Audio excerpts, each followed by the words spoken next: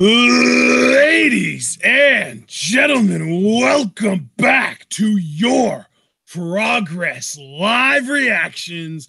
We are on Chapter 6, and the name of Chapter 6 is We Heart Violence. It's the only way I'd have it, people. And of course, on this show, we do have 7 matches, including, I believe, a world title match. John, how are you feeling, brother? Brother, first of all, we heart violence. Like, was Dario Cueto a part of this? Because goddamn, it just seems like a perfect kind of title for him. And second of all, looking at this, the thing is, John, Dario Cueto came after this show, so we could maybe say maybe Lucha Underground was a little bit inspired by Progress on that note. Inspired by the violence. Yeah. But yeah, looking at this card, I mean, already match 1, you're coming out like gangbusters because it's Noam Dar who's really started to put everything together, as we said in our commentary, and we'll probably say in the course of that match, against the bastard Dave Mastiff, who in the last chapter lost to Ligero thanks to the guillotine submission. And that's going to be a #1 contenders match. Winner faces the Progress champion down the line. Then you've got McKinnan, who I have no idea who that is, versus Paul Robinson, and we've had experience with Robinson. I think on the last chapter, again, he faced RJ Singh. Well, not on the last chapter, the chapter before last. Then you've got the show stealer Nathan Cruz, who I believe the last show he beat James Brown was his name, and against Jimmy Havoc, and it feels like it's been a little bit since we've seen Havoc, because I know he wasn't a part of the last chapter, so it's great to see Jimmy again. The London Riots versus the ultimate boy band, the Hunter Brothers, in what you said was a weapons match. I actually like that the Hunter Brothers are getting a return match, because they actually came the closest, I feel like, to beating the London Riots, because the London Riots had to feign an injury and, do that whole heel spot to even get an advantage on them and beat them. So I like that they're getting another crack at it, because they may be able to pick the lock and beat the London Riots. Match 5, the Mexican Eagle versus a returning Loco Mike Mason, because I don't think we've seen him since, I want to say, Chapter 2, maybe? It's been a while. And then you've got Team Defend versus the Bhangra Knights, which that's RJ Singh and dazzling Daryl Allen, reuniting. And I can tell you, I wasn't sure who the second guy was, but I do know that Mark Andrews is on Team Defend. Ooh, well, that ups the intrigue significantly. And then you've got, in your main event, I couldn't believe this, I had to do a double take, Ricochet, yeah, the same one, versus Ligero for the Progress Championship. I would have never have thought to associate Ricochet with Progress, so that's really freaking cool to me. I mean, brother, as far as, like, on paper is concerned, this is looking like a stacked Progress card. This might be the best chapter yet. So, yeah, man, I'm ready for this whenever you are. Absolutely. And the first matchup here, Noam Dar versus Dave Mastiff, is also a Progress Championship #1 contendership match. Yeah, absolutely. Like I said, Dave Mastiff got the opportunity last chapter to beat Ligero. Couldn't do it thanks to the guillotine submission by Ligero. Ligero, very indomitable, would not yield to the power of the bastard Dave Mastiff. And Noam Dar, as I've said, he's been on a little winning streak as of late. He lost, I think, like his first 1 or 2 matches, but ever since then, like, he's really been finding a groove. He's really found himself. I think his latest win was against Jimmy Havoc in that submission match. And now he's back really looking to claim that contendership. And I've been saying about Dar, like, whoever the champion is, have eyes in the back of your head, because he's really putting it together. So I'll be curious, how Noam Dar does here. Absolutely. All right. Well, ladies and gentlemen, remember, if you're interested in watching Progress along with us, you can go to demandprogress.pivotshare.com. It's only $7.49 a month. You can, get your subscription, follow along with us. We are already going to be watching every single Tuesday. We're going to be live reacting, and this is obviously, we're on Chapter 6, as you can see in the title. Holy shit. I'm so indoctrinated into wrestling culture that I almost just called the title the championship. What the hell is wrong with me? Hey, man, nothing wrong with that. We've got our Progress on demand players set to 0 minutes, 0 seconds. Are you ready, John? Let's do it. 3, 2, 1, go. And of course, as we always do, we start this episode off looking at the Progress logo, which is pretty damn sweet if you ask me. And of course, our first match is going to be Noam Dar versus the bastard Dave Mastiff. And there's Dar. God, he's such a little shitter, isn't he? Yeah, he is. Oh, he says Progress Wrestling is a stupid name for a company. Well, I think your haircut's stupid. It really is. I mean, I know that I just had an emotional knee-jerk reaction, but fuck you too, Noam Dar. And then you see El Ligero making Dave Mastiff pass out here. El Ligero's really shown that he's adept at submissions. I'll be curious if he keeps employing that game against somebody the aerial stylings of Ricochet in our main event tonight. Yeah, just Dave keep him grounded, right? Exactly. But Dave Mastiff, man, what a fucking hoss. And a bastard. I mean, of course, yeah, that's his nickname. Oh, yeah, the London Riots, 4-0. These guys have been unfucking stoppable since stepping foot in Progress. But the Hunter brothers, though, looking to come out with that smash hit. They call it 4-1. Can they achieve it tonight? That's going to be very interesting to watch unfold. Absolutely.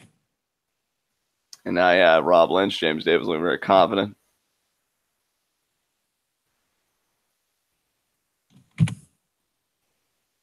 Are these the Hunter brothers? I think it is. Yeah, it's hard to tell. They haven't really established themselves to a pretty significant degree in Progress so far. But they do have that boy band look, so there you go, John. They do, man. Look, it's always any wrestling school will tell you. You know, if it's not necessarily getting an education, which is the one thing they'll always say is, get an education, always have a backup plan if wrestling doesn't work out. I'm just elated that the Hunter brothers were able to take time off of their tour to stop by at Progress and to try and hand the London Riots their first loss. And now, yeah, here we go. Dave Mastiff, there's Noam Dar. I really dig, Ashton, that our opening match right out of the gate has such huge ramifications because, I mean, as you said, and as I've said, winner of this gets to face whoever the champion may be, whether that's El Ligero or Ricochet for the Progress Championship down the line. And my money's on Dar, man, because here's the thing. El Ligero beat Dave Mastiff with submission wrestling. Who's better at submission wrestling on the roster right now? I mean, maybe you could say ZSJ, but I'd say Noam Dar is in the top 5. And that's where I think Mastiff is really going to struggle because I think Noam Dar is very well versed in chopping that redwood and wearing a guy that looks like Mastiff down. And if he hasn't learned anything from his bout with El Ligero, then I'm going to say it. I mean, I'm going to put my balls on the table. I think Noam Dar is going to have an even easier time than El Ligero did. That's just me. I mean, what do you think, though? Before the bell rings, what's your analysis on this? I got to tell you, man, it's hard to say just because Bastard Dave Mastiff, it feels like beating Dave Mastiff is a fluke anytime it happens. So I don't want to just say, oh, well, because Noam Dar is a good submissions guy, that's going to give him an easy way of beating Mastiff. So I'm still probably going to have to pick Mastiff to win here. But, I mean, Dar definitely does kind of have the secret sauce to being able to beat Mastiff, which, like you said, is chopping down the redwood. I mean, partner, I certainly can't blame you because here's the thing about that. Dave Mastiff, when you're a guy that has the size differential and stuff that Dave Mastiff does, your opposition has to put together a chain of offense. It's going to be a different amount of maneuvers for some guys. Maybe some guys will get lucky with 10 or 20, other guys 30 to 40. With Mastiff, he only needs one move to win, that cannonball of his. He gets that cannonball, Dar is out. I don't care who you are. That cannonball can beat anybody on this roster currently. I know the fans kind of giving Noam Dar a tough time, but Noam Dar, though, he's not rushing in. I like that. I think Dar recognizes the gravity of the opportunity. He recognizes the, significance and the legitimacy of his opposition. And, those two things in tandem gives Dar a very conservative temperament as it relates to approaching this matchup here. So now the ref's like, Jesus Christ. I need to go down to the pub and get myself a pint.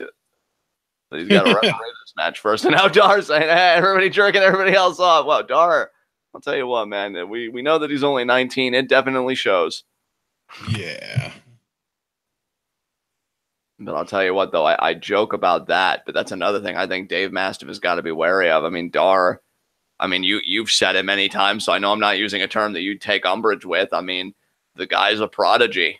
And how do you really game plan for a prodigy? You know, and Dave Mastiff, though, he's itching to get in there. I mean, let me ask you too, partner. I know you were hesitant. Like, you still went with Dave Mastiff when you finally had to render a decision. Do you think he's learned anything from the bout with El Ligero? Or do you think he's just still going to be like, no, power works, very strong, and just kind of muscle his way through it? Well, it's hard to say, man, because I don't know if he really did anything wrong against El Ligero. I think he just kind of got like a fluky. He got caught. You know what I mean? Like he went into that match completely unprepared for the guillotine, for the submission game. I think all he really has to do is adjust in a minor way and just be prepared for that kind of stuff. Figure out a way to counter it, and you're good to go, right? Oh my God. Yeah, I mean, I would certainly agree with you, partner. And you see Dar. See, now I disagree with this wholeheartedly by Noam Dar even attempting the power game and the strong style game, even though this is British strong style, you know, with Dave Mastiff. You're not going to get the shoulder block. The size differential is huge. I mean, you were doing the math last chapter for a few guys. I have to imagine that the math would come out significantly between these two. And now Dar again. Oh, he tried to crawl under Mastiff's legs and got powerbombed for his troubles. That might do it. That might do it right there. And Dar. But see, it's going to be moves like that. I'm telling you, when you've got the power, Mastiff, all it takes is maybe 5. I could count on one hand. 5, the maneuvers it would take to even beat the toughest of opposition. But with a guy like Dar, you're going to need to chain wrestle your fucking ass off tonight. And even that might not be enough. And that's a terrifying thought. What a forearm to the face. Just like that. Dar collapses. I think Dar's done. No, it's okay, Mastiff. No, Mastiff, please. Mastiff, no, you're crowding me. No. And now, wait, Dar. I think he's trying to squirm his way out. Look at that, though. Hand on the rope. Mastiff's got to create separation. He doesn't, though. Oh, no. He's not the one that wants separation here, brother. He wants to be as up close and personal with Dar as he can be. Oh, absolutely. Yeah, close distance combat, I think, is key for Mastiff. What a headbutt. God. And Dar almost lost his footing there. Could have fallen off the top rope. And now Mastiff looking for the superplex. Oh, my God. He's looking for it. Dar's resisting, though. Yeah, Dar basically sandbagged at that point. Oh, and there you see Dar kick the middle rope that Mastiff was standing on. Made him fall flat on the ring apron. And there's the elbow to the knee. This is where Dar starts doing what Dar is best at, chopping down that redwood. And, you know, the champagne super knee bar. We know that that's Dar's submission of choice. So, really, he's got the perfect submission for Dave Mastiff, because we talk about chopping down the redwood. That means leg work. And your submission really is just kind of the culmination of all that leg work. So, Dar is kind of a perfect foil for Mastiff. Nice drop kick there to the leg, hung up in the ropes. I am loving Dar, it. you really are a little shitter, aren't you? This is cheeky as hell. I mean, I love the cockiness from the stupid. Oh, over the shoulder arm breaker. Now back to the wrist lock, and then kicks the leg again. And the headbutt. And see, that's what I like about Dar as well. And I've mentioned it every time that he's on a Progress chapter. Lateral press. And Mastiff with a powerful kick out. But, you know, Dar, not only does he have that scientific style, you know, the throwbacks from like Frank Gotch and fucking Luthez and all of that, but he's unorthodox with the biting and the headbutts and everything else. Could be the double stop. And no, he didn't get it. He didn't get it. And Mastiff, oh, God, what a flapjack. Oh, my God. There's your freaking senton. And, oh, that was close.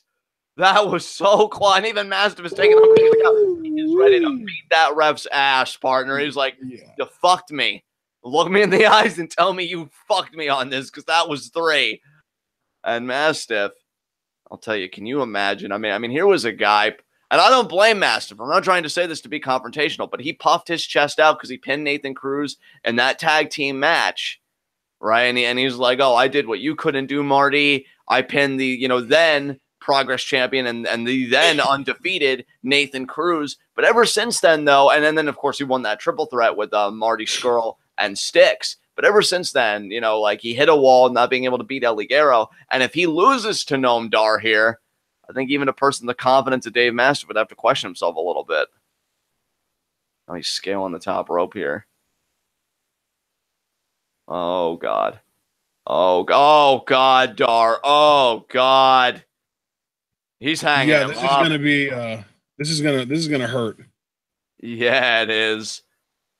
And once it's delayed that long, there's no countering it. You wouldn't even know what a counter is with all that blood rushing to your head. Oh my God. And the drop.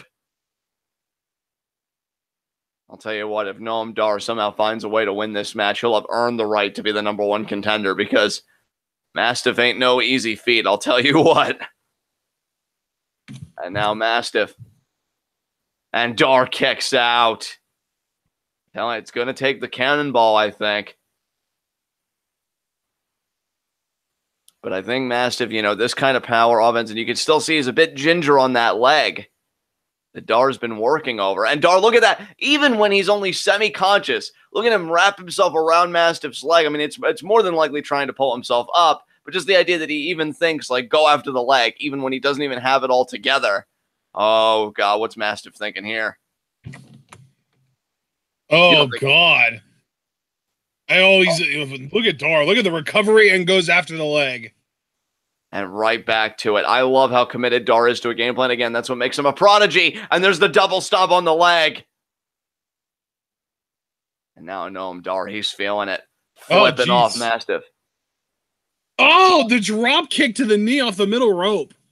I love it. Instead of going for the chest where Mastiff could really absorb the impact, he goes for the weak point. Now, could it be a schoolboy? No. Oh, there's the knee bar. There's the knee bar. Mastiff does seem close to the ropes. Is Mastiff going to tap? Dar really needs to learn a lesson from Minoru Suzuki on how to effectively lock in a proper knee bar. Dude, I would love if Noam Dar and Suzuki talk to each other, because that would really be something. Because he's still only 25 now in present day. There's still plenty he could learn. And now look at Mastiff.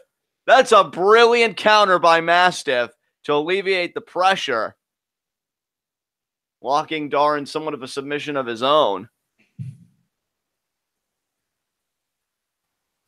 And now, Mastiff trying to shake the leg out. Forearm there by Dar. Mastiff, what a snap forearm there by Mastiff. Think he's been in a couple bar fights? Jesus. Without a doubt, my friend. Oh, and now Dar tried to get cute and do the headbutt. Mastiff's like, I can do that too, see?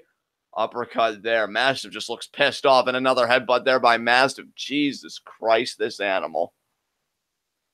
You know what? Watching Mastiff just brutalize Dar makes me realize how bad I want to see Ishii versus Dave Mastiff now. And another yeah, that'd be crazy. Oh my God, these swipes by Mastiff. And now that was just a bear paw. And Dar ducks. Kick to the face there. Again, winner gets to face the Progress champion down the line. I would assume that would be Chapter 7. Oh my God. Yeah, fuck your train of thought, says Mastiff. I'm going to get brain matter spewing all over this canvas. What a right hand. Oh, just now he's clobbered him, man. Just clobbered him. Oh, but Dar, again, back to the... I love the persistence with the game plan. And now, forearm there in the corner. Going to get more momentum behind it. Oh, my God, he got caught. This might be the beginning of the end here. German in the corner. And now look at the positioning. But here's my question, though, partner. Can Mastiff get the running start he needs to get all the momentum behind that cannonball with the bad leg? Oh. And he did. That's it. Cannonball. That's going to be it. That's it. If Mastiff can cover, which he hasn't covered yet. I think he's pissed. I think he might want to do more damage to Dar. That's a mistake.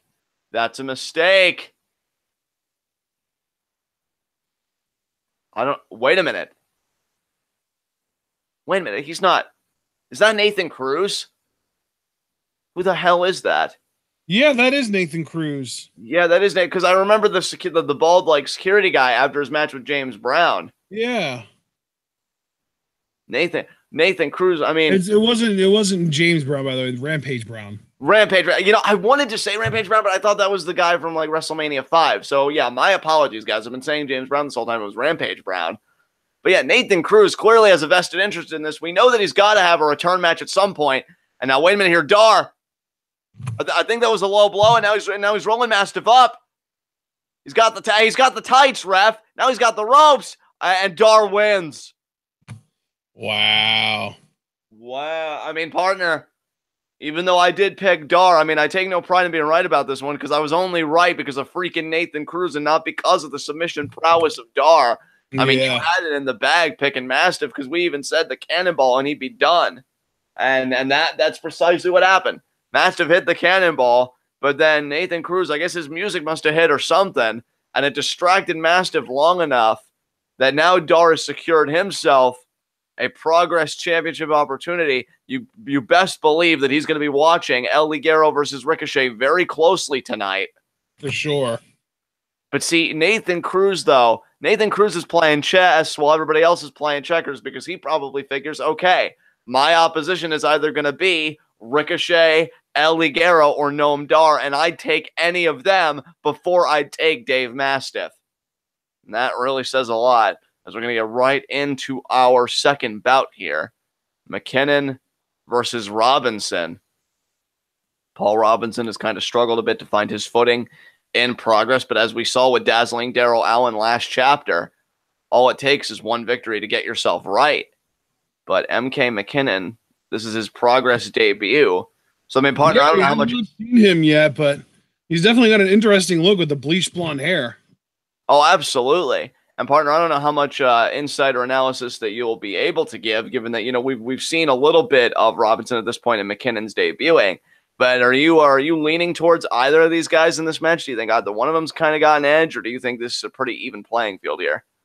You know, it's a tough call, but I gotta say, I like the idea of the debuting guy picking up a big win over Paul Robinson. Especially because Robinson has yet to pick up a win.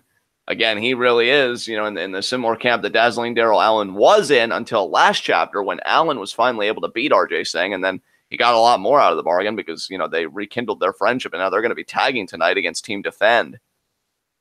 And now McKinnan going right into the waist lock. Nice takedown by McKinnan. And look at the roll through into the front face lock. Oh, I'm liking what I'm seeing already. But Robinson there going toe-to-toe right into the kind of the armbar there and kind of working the wrist. Yeah, we know Robinson can go on the mat. Absolutely. I mean, this is British strong style. And this is what it's all about right here. And now McKinnan. Look at that wrist lock there. And right into that hammer, look how deep that hammer lock is, the care that McKinnan put into it. And then the roll through, wow, right into the pin. I'm liking this McKinnan already, partner, and this is only first gear. I'm hoping second and third gear is just as entertaining. And you know what? Usually when a guy is like a plainer attire, you know that they compensate for like the in-ring stuff because McKinnan isn't really popping all that much. I mean, he's got, I think, some sequins on those tights. But, and now Paul Robinson kind of trolling McKinnan a little bit with the, hey! And McKinnan is like, come on, Paul, be serious. We're wrestling. There's the Greco-Roman knuckle lock there. Oh, and McKinnan, brilliant. I mean, look at that. Just right back to the wrist lock.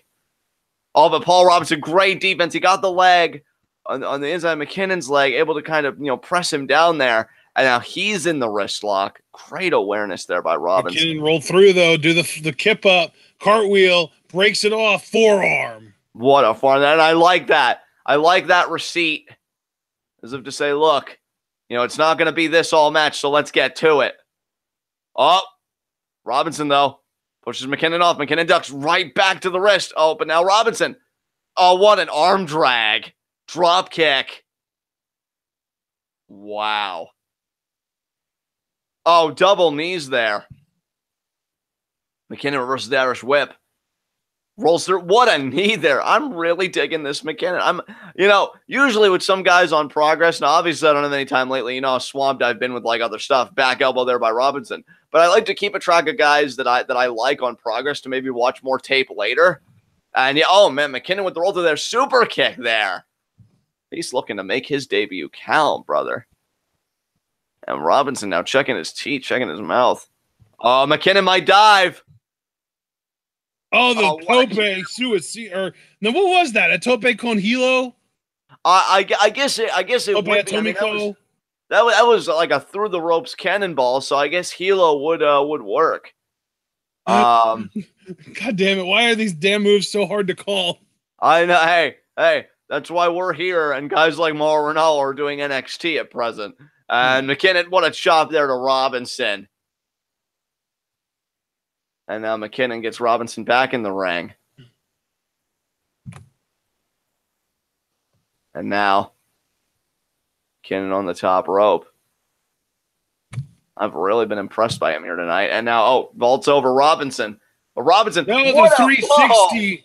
The 360 in Zagiri. That was something straight out of freaking Will Ospreay's arsenal. And, that was something straight out of Kofi Kingston's arsenal. That was literally a troll in paradise. Yeah, that's true. That's true. Still, though, great height on that by Robinson. Great form. That's the thing. I don't want to sleep on Robinson either. The guy's 0-2, but I think here's the thing. The deeper you're in the hole, the hungrier you are to get out. And I think Robinson is extremely hungry to get that first W on his Progress record. But McKinnon knows you only get one chance to make a great first impression.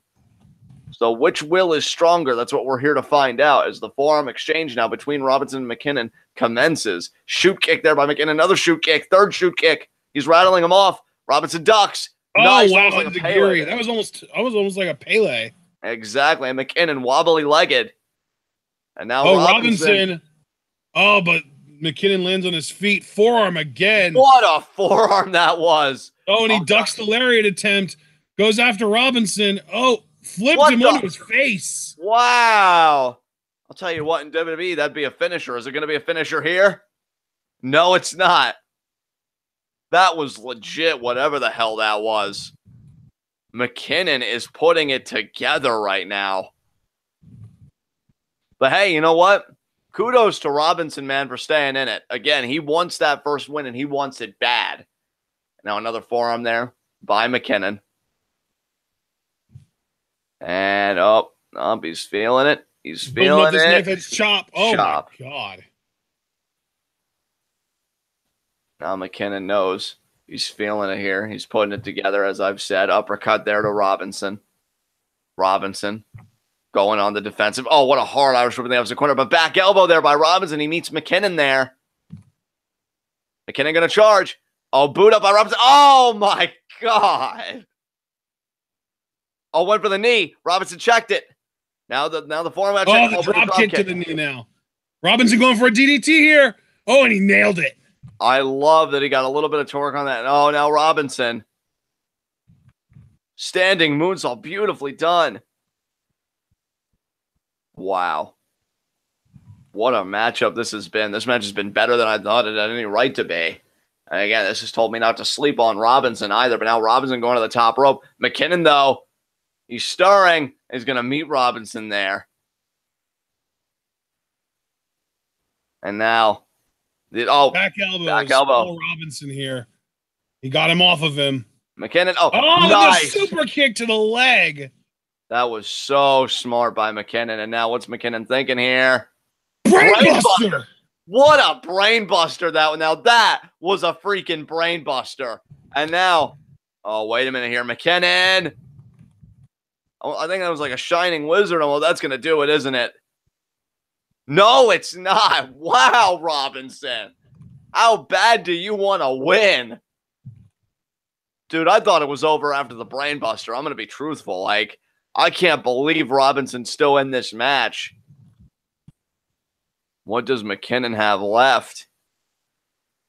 And what does Robinson have left more pertinently? Because he just got hit with the freaking brainbuster. Now, could it be a German by McKinnon? Oh, look at Robinson there. Great defense with the leg and the switch. Victor roll counter. Victor roll counter. Only a 2 count, though. McKinnon, oh, man, these strikes. Super kick from Robinson. That super kick. And now look at the positioning. He's got him set up. He's going up top. What's Robinson thinking? 450 maybe? Maybe a shooting star? Shooting star, I think. Oh, leg drop. You've got to be kidding me. That's it. Paul Robinson just beat J.K. McKinnon. Or was it J.K., right? M.K. McKinnon. M.K. McKinnon, God damn it. With a leg drop off the top rope. Since M.K. makes me think of Mortal Kombat, let me be the first to say, Robinson wins. Fatality. And he gets his first win here in Progress Wrestling. And now McKinnon seems a bit taken aback that he lost. But let's see. Let's hope that we get some good sportsmanship here. And Robinson's like, yeah, hey, and hey, just ask Noam Dar, just ask Dazzling Daryl Allen. Sometimes one win is all you need to really start on a whole new path in Progress Wrestling. Have we just seen the beginning of a new path for Paul Robinson? And there's the show of the handshake. So we're gonna keep things honorable in this. I love that. I love it too. That was a genuinely good match. I became a fan of MK McKinnon here, and Paul Robinson got his first win. Wow. I'll tell you, Progress Wrestling really has become the home of the underdogs, it looks like. And Paul Robinson may be about to start on a whole new journey here. Could that journey lead, potentially, to a future Progress Championship match? Only time will tell. And Paul Robinson really basking in the glow of this first win. And hell, I say let him have it. You know, you fight tooth and nail for something like this. Don't come easy. And all right, man. Up next, we've got Nathan Cruz versus Jimmy Havoc. I can't wait for this match. This is going to be something, partner. Nathan Cruz, the former Progress champion, has only suffered one loss, and that was against El Ligero. I want to say that was, what, 2 chapters ago, back in Chapter 4? Wow, it might have been, yeah. Chapter 4 sounds right, I'd say, yes. Yeah, the Ballad of El Ligero. Nathan Cruz losing the title to El Ligero to the Butterfly Lock. Again, El Ligero, I'm really curious if he'll break out any more submissions tonight. That's the only match Nathan Cruz has lost. And, yeah, Nathan Cruz, last chapter, again, he beat Bad News Brown. And, you know, that was a huge victory there for Nathan Cruz because it was really about finding himself again, you know, regaining his footing, if you will, in the Progress picture. And, you know, when he did that, I feel like that was you know, significant for his momentum. Can he follow up on that against for freaking who is he? Yeah, Jimmy Havoc here. Jimmy Havoc, who again, the last time we saw him, he lost a submission match to Noam Dar. So Cruz has gotten a victory, you know, at the expense of Rampage Brown. Jimmy Havoc, though, is yet to win. Can he follow in the spirit of Paul Robinson, who just got his first win, and finally get on the board here? So, partner, what are you thinking about this match? Since I know you know both guys, and I know you can give insight on this one. Yeah, I really find this one fascinating because they're so different. These guys are so opposite in every way. Because, like, Nathan Cruz, he's this tall, built, good-looking dude. He's a good wrestler. He's got the strikes. He's got the technical wrestling. He's got everything. Jimmy Havoc is a little smaller. He's a little funny-looking. He's got the weird haircut. He's the fan favorite, but he's also more known for making people bleed than making people tap out. So we'll see how things work out here. It's definitely a clash of 2 different worlds, 2 different styles in every way.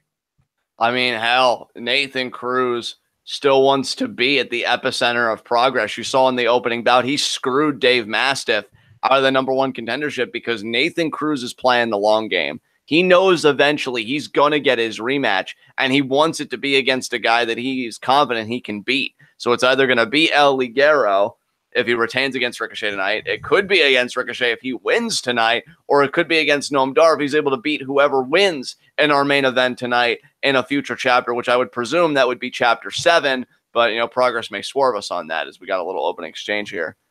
Jimmy Havoc, I mean, all due respect to him, I love Jimmy. I think Jimmy's a great guy, but Jimmy can't even be thinking about the Progress Championship because he's 0-3 right now. I mean, he is in a ditch right now, and that may be understating it. Like, he's got a lot to come back from. And Nathan Cruz is not the way you necessarily want to start because, again, this guy just came off of being the first ever Progress champion. Now, Jimmy Havoc, though, really working that wrist lock. He really is. Hammerlock even now. You know what, though, partner? I will give all the respect in the world to Jimmy Havoc. That's what I'm talking about, though. Nathan Cruz absolutely effortlessly escaping the hammerlock and reversing it into one of his own.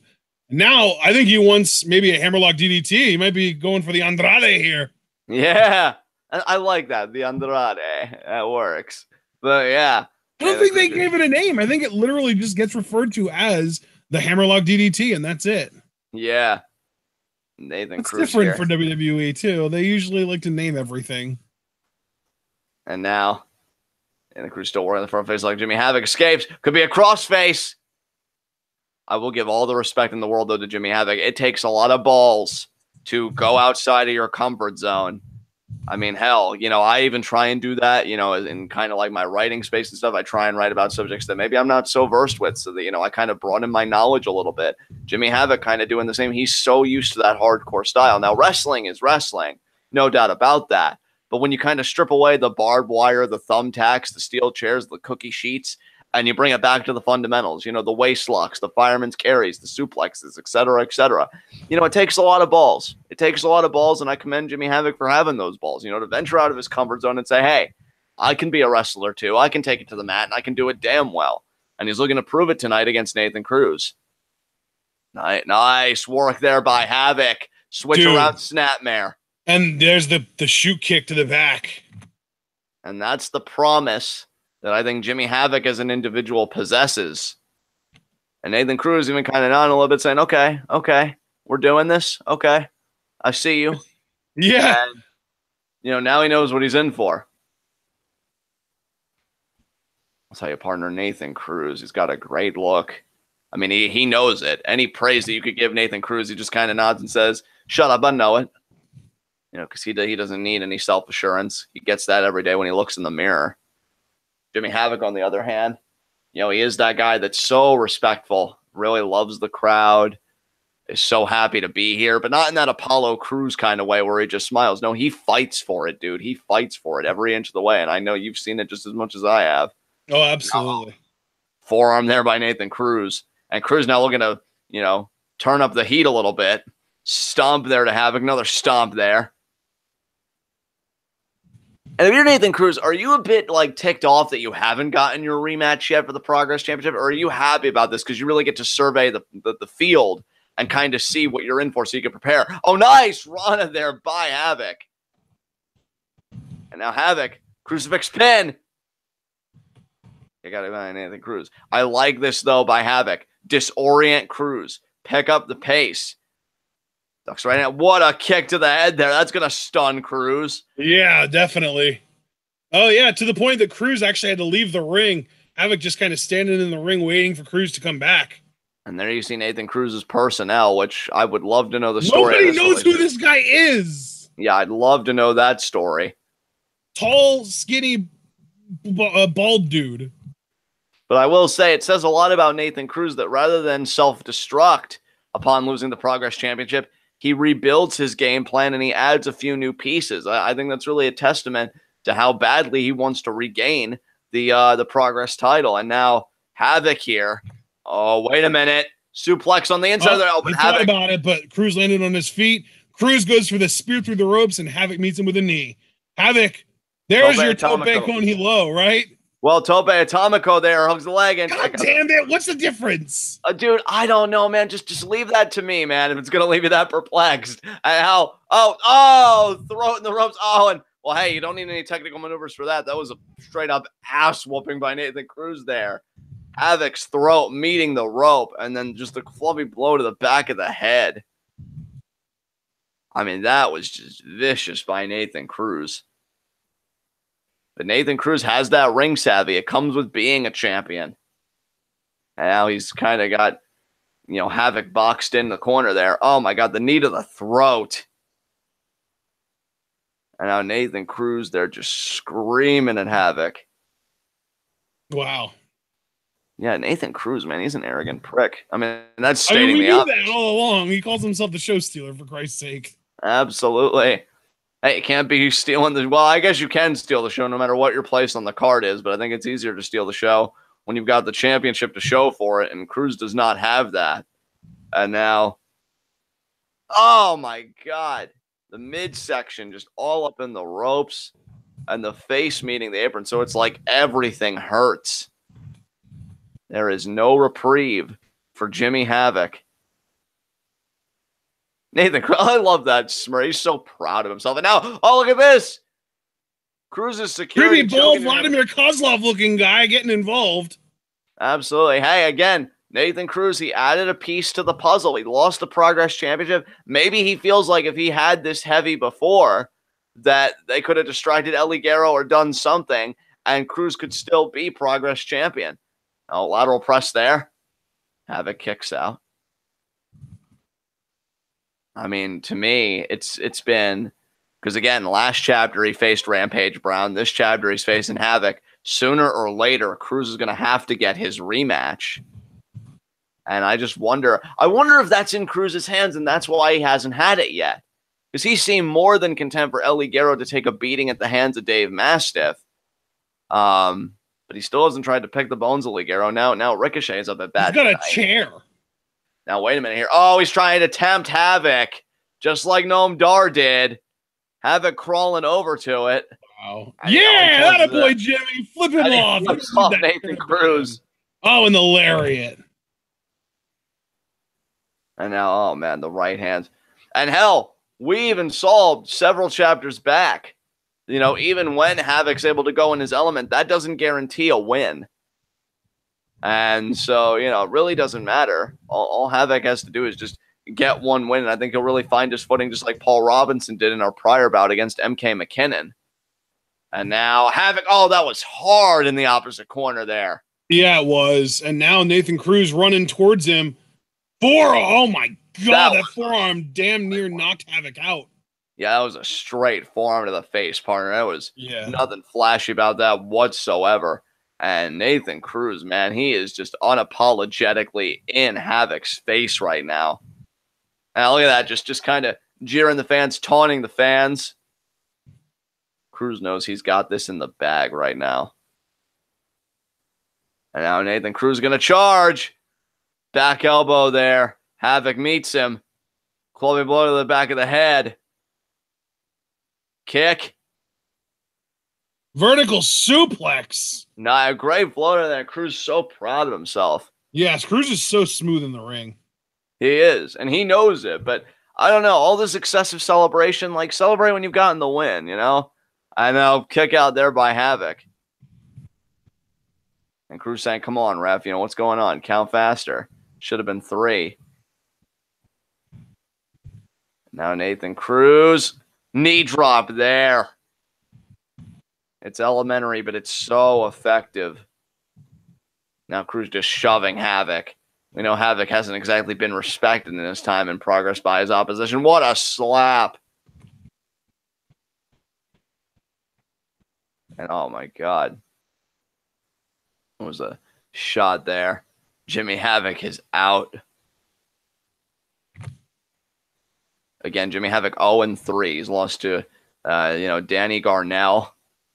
I forget the second person he lost to, but that was the hardcore match, and I know they knew each other. Yeah. And then the latest loss was against Noam Dar.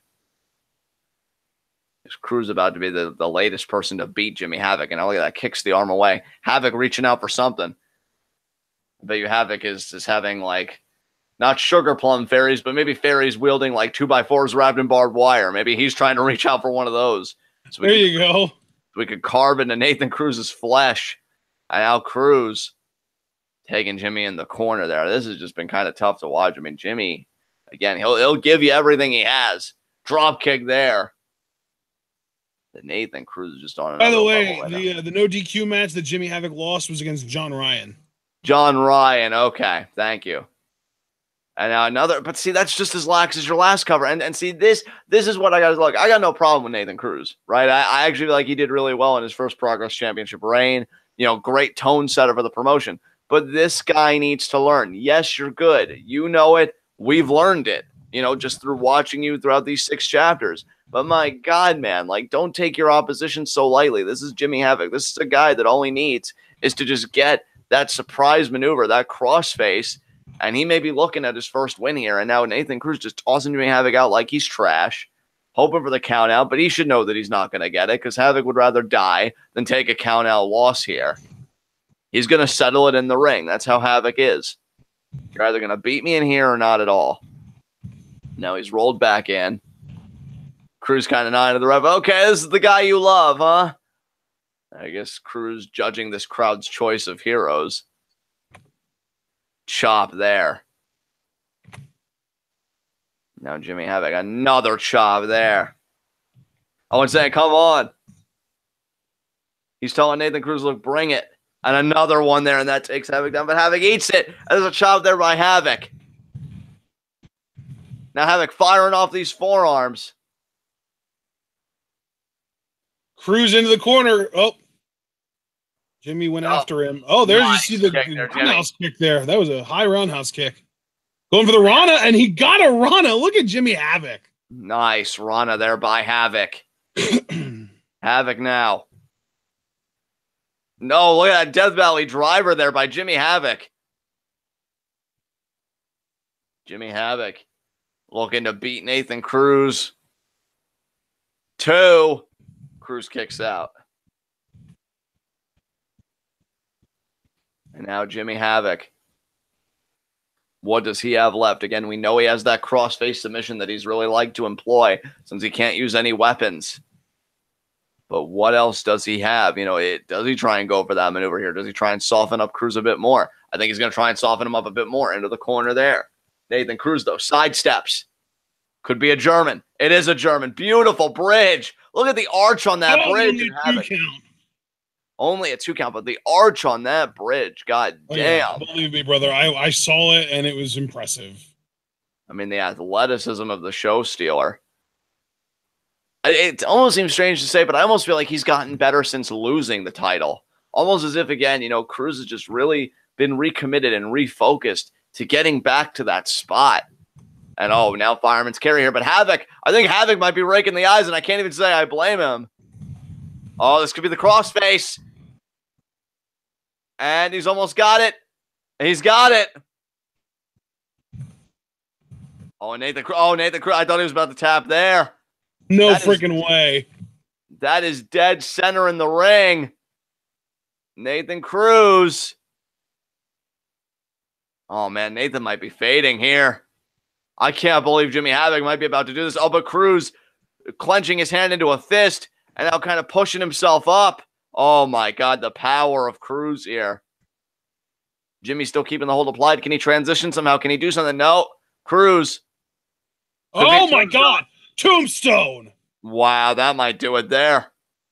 2, 3, that's it. And I got to say, too, outside of that one bit of interference from his heavy where he was choking Havoc earlier, Nathan Cruz essentially did that all on his own. Well, yeah, and that happened so early in the match that I really want to say it had no impact on the actual outcome. Exactly. No, I completely agree with you. That was all Nathan Cruz. That shows you why he was the inaugural Progress champion. What a counter and what a tombstone that way. Maybe if he had done a tombstone like that, he would have beaten El Ligero. And notice that Dave Mastiff did not make his presence felt in this match. But I wonder if Dave Mastiff's going to be thinking sometime soon to get his revenge on Nathan Cruz. Oh, wait. Nathan Cruz calling for something. I think he shot into his heavy maybe to get a chair or something. Oh, he's got a mic. Ah. Really? Oh, shit. In comes the heavy. Jesus. Let's not forget, people, Nathan Cruz is 6'4". Oh, actually, you know what? He's listed at 6'2". I take that back. And now Nathan Cruz talking trash here.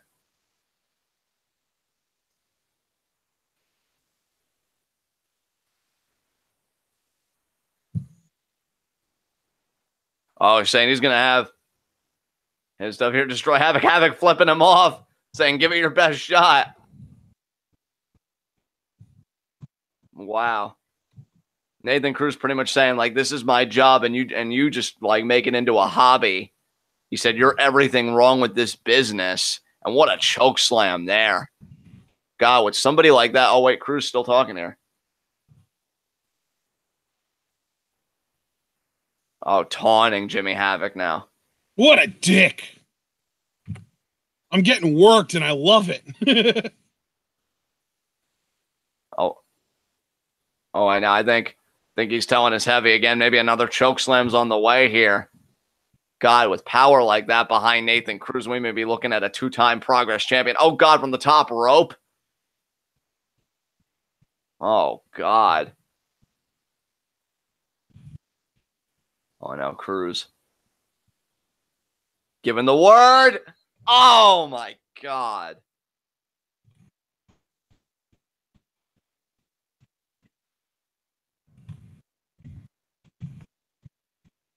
Wow, now I'm just going to put the sunglasses back on. Show stolen and drops the mic. I keep talking about these performers in progress that put the pieces together, and Nathan Cruz having this guy behind him, I think that Progress Championship might find its way back to Cruz before too long. Now Nathan Cruz proud of himself and is going to leave with the remnants of Jimmy Havoc still in the ring. Well, partner, Nathan Cruz is a dick, but we all already knew that.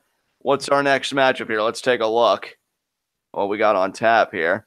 Oh, the London Riots versus the Hunter Brothers in a weapons match. Oh, man. This is about to get nuts.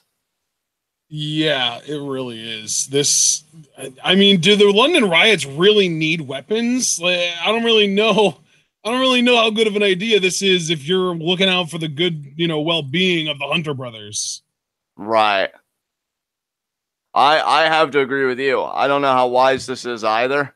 But at the same time, again, the Hunter Brothers, when there were no weapons, really took, the London Riots to the limit.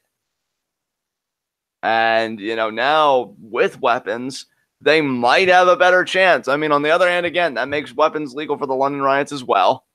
But, maybe they're just thinking like, hey, that means we can use weapons too. And what we did last time, we just do it again, but with a steel chair or with a, 2x4 or whatever this time. And maybe we'll finally get that 3 count and be the blemish on the 4-0 record.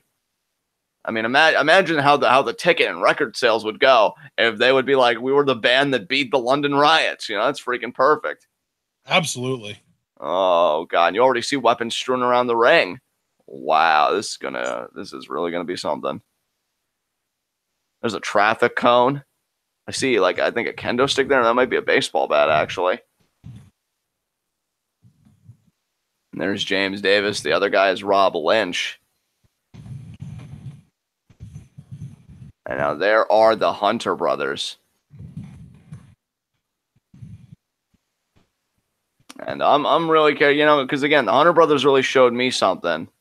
I believe it was 2 chapters ago when they got their match with the London Riots initially. Because we know last chapter, the London Riots faced the leaders of the new school. What is that? LDRS. Yeah, man. Oh, did you hear what Smallman just said? What'd he say? He said about how he brought his own weapon, about, he had that Xbox, and he said how it had the red ring of death, so he wasn't worried about it. And then they said, because I'm the proprietor or the owner, I've got to make sure to place this as, in between these teams as possible so that I don't come off as biased. And then he set it down right where the Hunter Brothers were. Yeah. Oh, and now one of the Hunter Brothers are clearly not a fan of how dominant the London Riots have been. And there you see an over-the-top dive onto, I believe that's Rob Lynch. Yeah, I believe that was Lynch as well. Now Davis, say the 100 brother, definitely a fan of the single I Believe I Can Fly. And now, oh, nice knee there. And now the other Hunter brother coming in.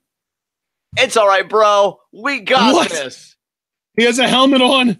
He's going to dive with a helmet on. And he oh, my God. Heat-seeking missile was that Hunter brother. Really cool, I got to say. Yeah, that was pretty sick. And now Lynch and Davis. I'll tell you, I appreciate that. The Hunter Brothers are not going to back down. They are committed to giving the London Riots their first loss. They're not going to be bitched out here. And now right into the apron. Now, partner, let me ask you something. It's a tornado-style matchup. We're not going to tag in and out. We're not going to do any of that. If you're the Hunter Brother, I mean, do you agree with me that the best strategy would be you gang up on one London Riot member and then you only have one more to deal with? Because now they're already separated. And I have to think that favors the London Riots, no? Oh, absolutely, because you've got to remember that it's just not even just the fact they're 4 or 5-0 or whatever it is at this point.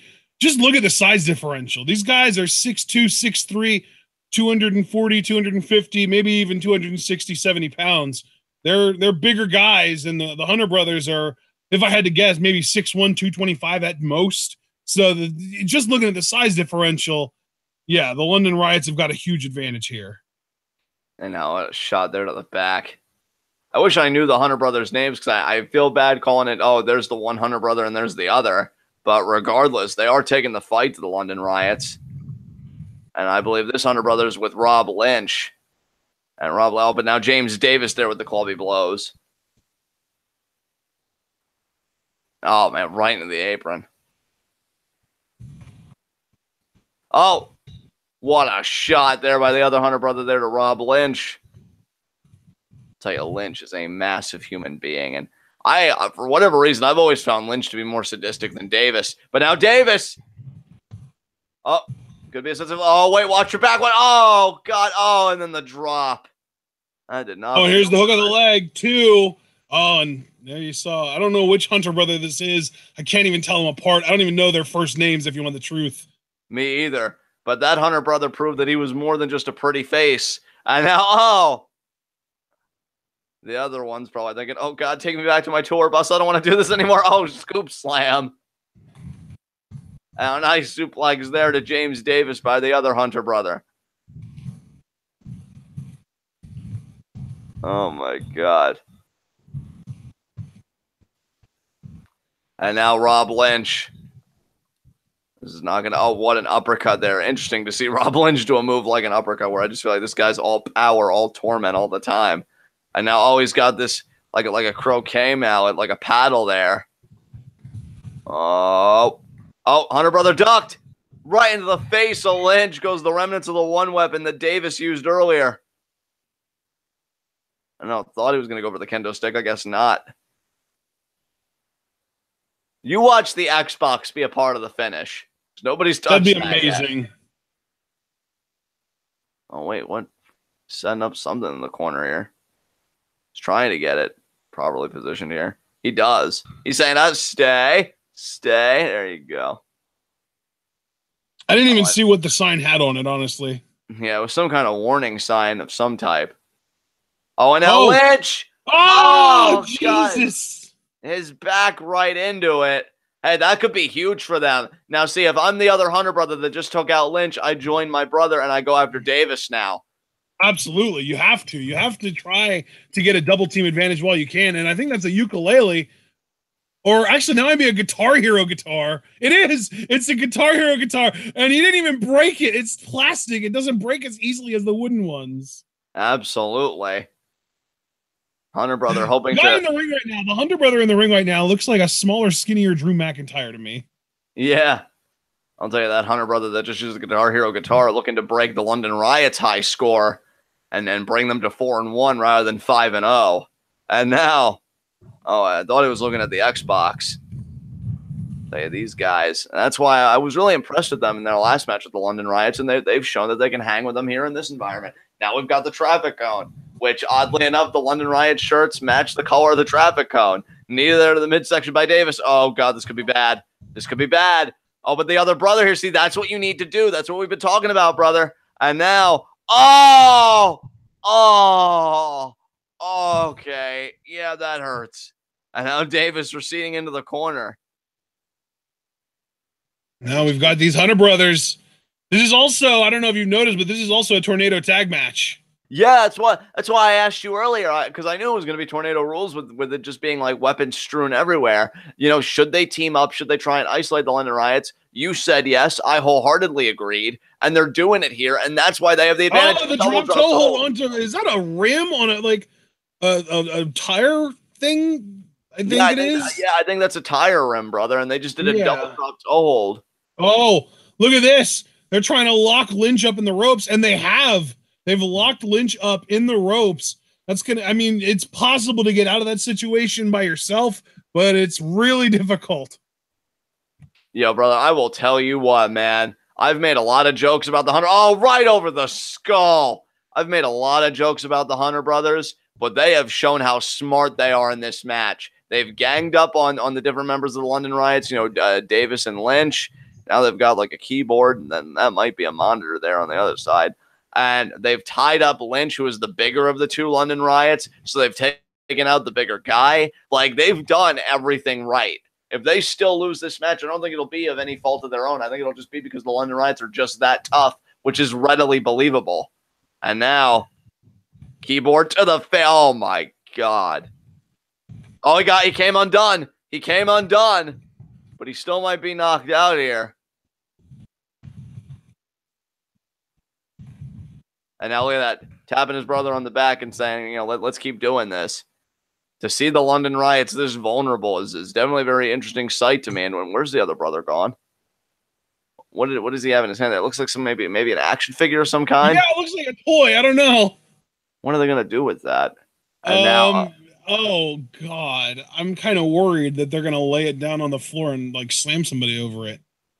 Oh shit! Is that a chocolate bunny? This happened in March, so they might. Yeah, it is. It's a chocolate bunny.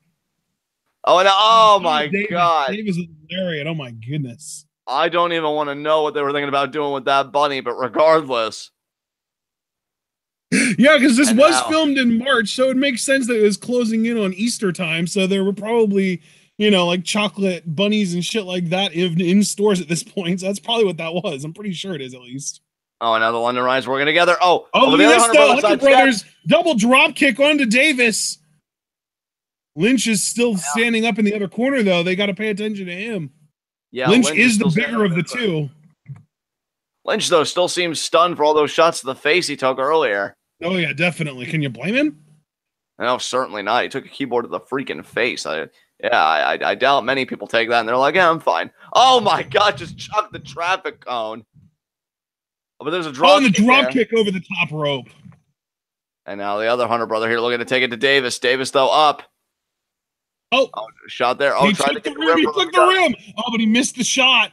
There you see Hunter brother going for the sunset flip, and now the other one coming in with the neck breaker over the knees. Wow, the Hunter brother. And I like that the Hunter brothers are taking care of each other, because you're going to need to do that if you want to win this match. And Davis kicks out. And there's the chocolate bunny again set up.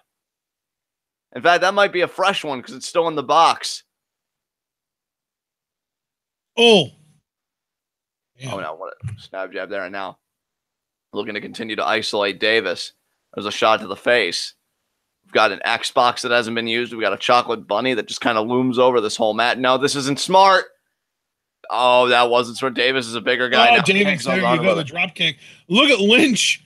Look at Lynch. Oh my God, Lynch. Belly to belly suplexes one Hunter brother off the top rope onto the other. Damn near fall there. That was 3 3/4 as far as I'm going. Well, 2 3/4, I should say. 2 3/4. You can't get any closer than that. Can't get any closer. Oh my God. Just chucks the rim. And I'll tell you what, Lynch showed me something, partner, because being the bigger guy, how fucking spry is Lynch? That he would just pop up, do that avalanche suplex, and then, oh my God, London Riots have control now of this match.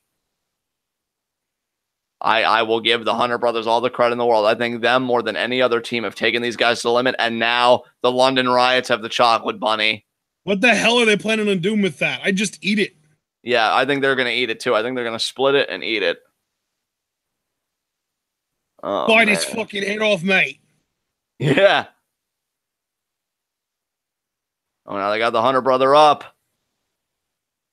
Oh, and he chucks it out of the crowd. Lame.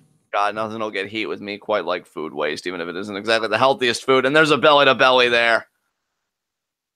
Lateral press. Kick out. And now Davis and Lynch. The Hunter brother there with the body shots. Nice boot to the face there. Hey, these guys. Oh, he got sent through the ropes there. We're down to one Hunter brother and both members of London Riots in the ring. This is not good for the Hunter brothers. This is really, really not good. No, it's not. Because they're in a place where they really didn't want to be, and that's isolated by the two behemoths. Double shoulder block there. Yeah, because I kind of have it in my mind, like, the Hunter brothers, like, each Hunter brother is worth, like, 3/4 of a person, and each member of the London Riots is worth, like, 1 1/4 of a person. So, yeah, like, if you get 2 Hunter brothers on one member of the London Riots, it's, like, 1.5 versus 1 1/4, and the Hunter brothers are winning. But you get 2. Oh my God, what was that? Was that the rim? Was that the tire rim? I think it was. Oh my God. Oh, Jesus. But back to my math comparison, you get 2 London Riots on one member of the Hunter brothers, and it's like 2 1/4 versus 3/4. God damn. Exactly. And now this one Hunter brother, he didn't want it this way. as now he's getting picked up by the hair here. Oh my God. Could be a this is how they usually win their matches. Oh, counter. That was a counter. I don't believe it. Hunter Brothers are still in this. Kick to the midsection there of Davis. And now hits him in the face with the chocolate bunny. That chocolate bunny just exploded. Good God. The chocolate bunny barely hurt anything. Oh, DDT onto the Xbox! DDT onto the Xbox! That might be it! No, he's rolling out of the ring! So much for the Xbox playing a role. Oh, but wait a minute here. Lynch is still available. Oh, we've gotten back to that sign. Lynch is still available, and Hunter Brothers just called for the end here. What are they thinking about? Now they've got that mallet, that paddle there, and oh, wait a minute. Oh my God, the Frankensteiner off the rope onto the sign, and now the paddle, and now splash there. If they could just isolate Davis, I think they've got this. 1, 2, oh, the kick out. I mean, Lynch still kicked out. Now Davis, oh my God, Davis. And now pulling the one Hunter brother out is Davis. I'll tell you what, though, Lynch still kicked out on his own merit. Davis had nothing to do with that. That just shows you how tough Rob Lynch is. My God. And now, I mean, weapons just destroyed. Body strewn everywhere. Oh, my God. Cookie sheet to the face. And now the Hunter brother returns fire. Back and forth these two go. Oh, look at this by Davis. He's restraining the one Hunter brother with tape across the ring post. That is genius. Then you've essentially turned this into a handicap match. Spear by Lynch. Jesus. Yeah, we're about to see the London Riots go 5-0. Hunter brothers gave him an excellent fight. An amazing fight even. But yeah, this is academic here. You've got the one restrained. There's no way he's getting out of this. And now the other one just got speared. I think you say there's no way he's getting out of this, but we've seen Toru Yano's opponents do shit like crazier shit. That's a lot of tape, though, brother. I think he's almost used up the whole goddamn thing. And now, wait a minute here. The one Hunter brother thing, and maybe that Xbox could save him? I don't know. That may be a bit idealistic. It's definitely idealistic because he doesn't even have it with him anymore. Oh, no, wait a minute. There's a camera. What is that? Oh, my God. Rob Lynch is recording and flipping off one of the Hunter brothers while James Davis continues the assault. And it's the one who's taped to the corner, to the ring post. I didn't want my music video to be this. And now, looking at all the fans here. Oh, this is it. Night, Hunter brothers. Thanks for coming. Lariat there. And he's trying to get out of this, but I mean, the London Riots, they're having fun now. I mean, this is what a party looks like to them. And now the one intro to the kendo stick. Can you imagine, though, what it would mean to the careers of the Hunter brothers if they would somehow manage to win this match tonight? I mean, I keep thinking Progress sooner or later is going to introduce tag team titles. And if the Hunter brothers could beat the London Riots, well, then in my mind, the Hunter brothers would be the new team to beat for those titles if they were to come into existence. But that ain't going to happen here. Night. Oh, there it is. 1, 2, 3. Quick work, brother. Quick work. Always is. And now they're 5-0. As the one Hunter brother just dismayed, still trying to get out of this here. Yeah, I mean, hey, you got to credit the London Riots. They may be vicious. They may be assholes. I'm not denying any of that. But to have the intelligence to turn this into a handicap match, which is what we were saying the Hunter brothers should strive to do, that just shows you how good the London Riots are. And then the tenacity of Rob Lynch. Rob Lynch showed me a lot tonight between his athleticism and then when he took that Frankensteiner on the sign and then the splash with the London Riots paddle on his chest and was still able to kick out. I mean, it is going to take a lot to beat these guys, partner, a lot. And I don't know what team is going to be able to do it. Since there aren't Progress tag titles yet, I would be interested in seeing one or even both of the London Riots members getting Progress world title shots. Yeah. Hell, dude, if you don't want to pull a Sami Zayn and KO and give it to him in a handicap match and be like, unconventional like that, make it a triple threat. Just have somebody take on. I could even be like really, really happy with if they gave each one of them a one-on-one shot in consecutive chapters. Yeah. Like, I would love to see El Ligero versus Rob Lynch. And then, assuming Ligero would win, I would love to see Ligero versus Davis, too. Absolutely. Or hell, if Ligero does lose, then we get the London Riots against each other. Yeah. That would be very interesting. Yeah. Now the Hunter brothers at least able to stand and leave on their own power, which is more than a lot of opponents of the London Riots can say. And again, I'm very proud of the effort of these two men. They gave it everything. London Riots are just a little bit better on this night. And London Riots are now 5-0. I think that's the best record in Progress. It is owned by the London Riots. That's crazy to think about. And now, interspecies challenge match. Loco Mike Mason against the Mexican Eagle. I would love to know who the Mexican Eagle is. Yeah, that's it's quite intriguing as far as I'm concerned. Yeah, I'll tell you what a tag match that was. What a night it's been here at Progress when Noam Dar is the new #1 contender.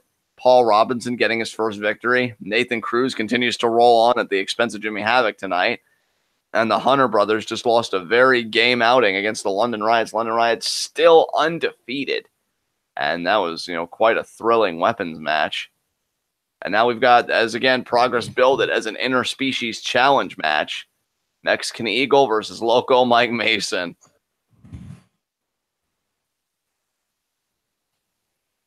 And now I think got the promoter kind of talking to everybody a little bit before we get into this next match. It's so funny, too, because when I saw the Mexican Eagle was going to be on this show, I really wanted to, find out, who's this guy under the mask? Like, is this, Mariachi Loco? Is this, some random guy that we already know about that's just using a different gimmick for gags? But no, this is actually, it's the Mexican Eagle. That's his wrestling name. He doesn't have any other aliases. I don't think he's, just someone that we're more familiar with under the mask. I think he just is his own person. Right. And now, I don't know. Yeah, I don't know. This is like a middle of the show kind of thing. Just kind of talking whatever. Well, I mean, we have seen in past shows, Smallman likes to kind of do little mini stand-up sets in the middle of the ring to kind of keep the crowd interested and just kind of do the entertainment factor, Right, that's true. I think he did that for each of the last 2 shows, if I remember correctly. Right.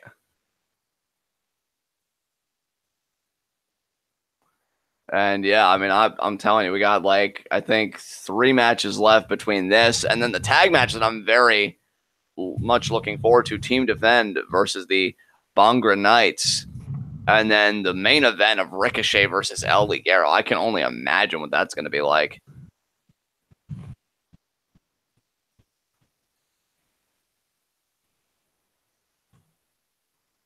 Yeah, Jim Smallman still pumping this crowd up.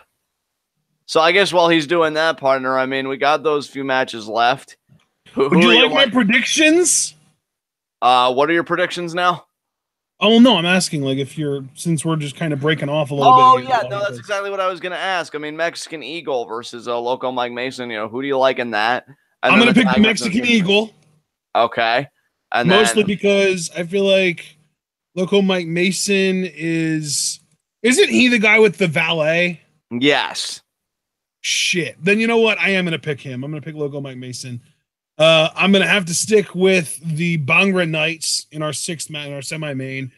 And then as much as I absolutely love Ricochet, El Ligero is going to retain. Yeah. I think I'm going to agree with you on all of those picks. I mean, I don't know enough about Team Defend. I know that Mark Andrews is on it. Mark Andrews is a very game competitor. And now here comes Mexican Eagle finally. But I am going to go with the Bhangra Knights because, I think RJ Singh looking to take on a new path. And, oh, wait a minute, Mexican Eagle. I'm muscling that poor dude in the corner. Yeah, Mexican Eagle, not screwing around.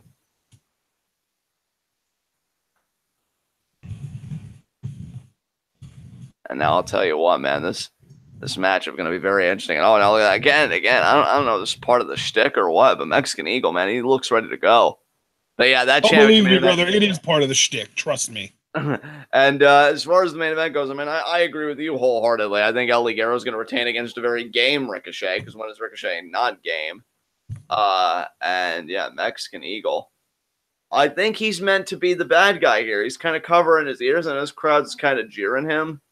This is like a foreign heel kind of thing. Boo, he's from Mexico. We hate you, Mexican Eagle, but you haven't even given me a chance. I can fly. John, they're in the UK. They're not racist towards Mexicans as much as we are in the US. I mean, it could have fooled me, because Mexican Eagle does not seem pleased right now. Oh, now he's got a mic. He's gonna talk. I mean, the thing is, he's not even actually Mexican. He's white. Hi, caramba, I heard somebody in the crowd say.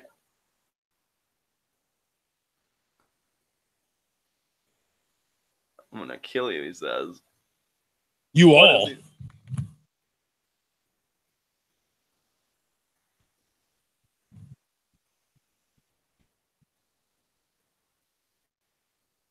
What even is happening right now?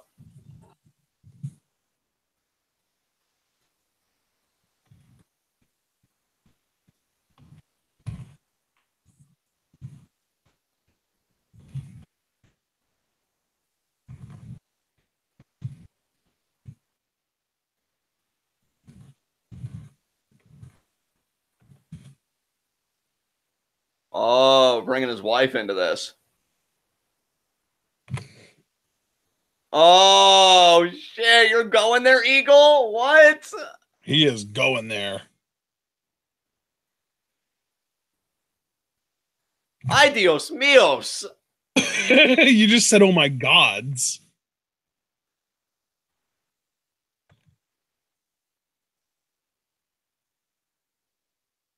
What is he even talking about?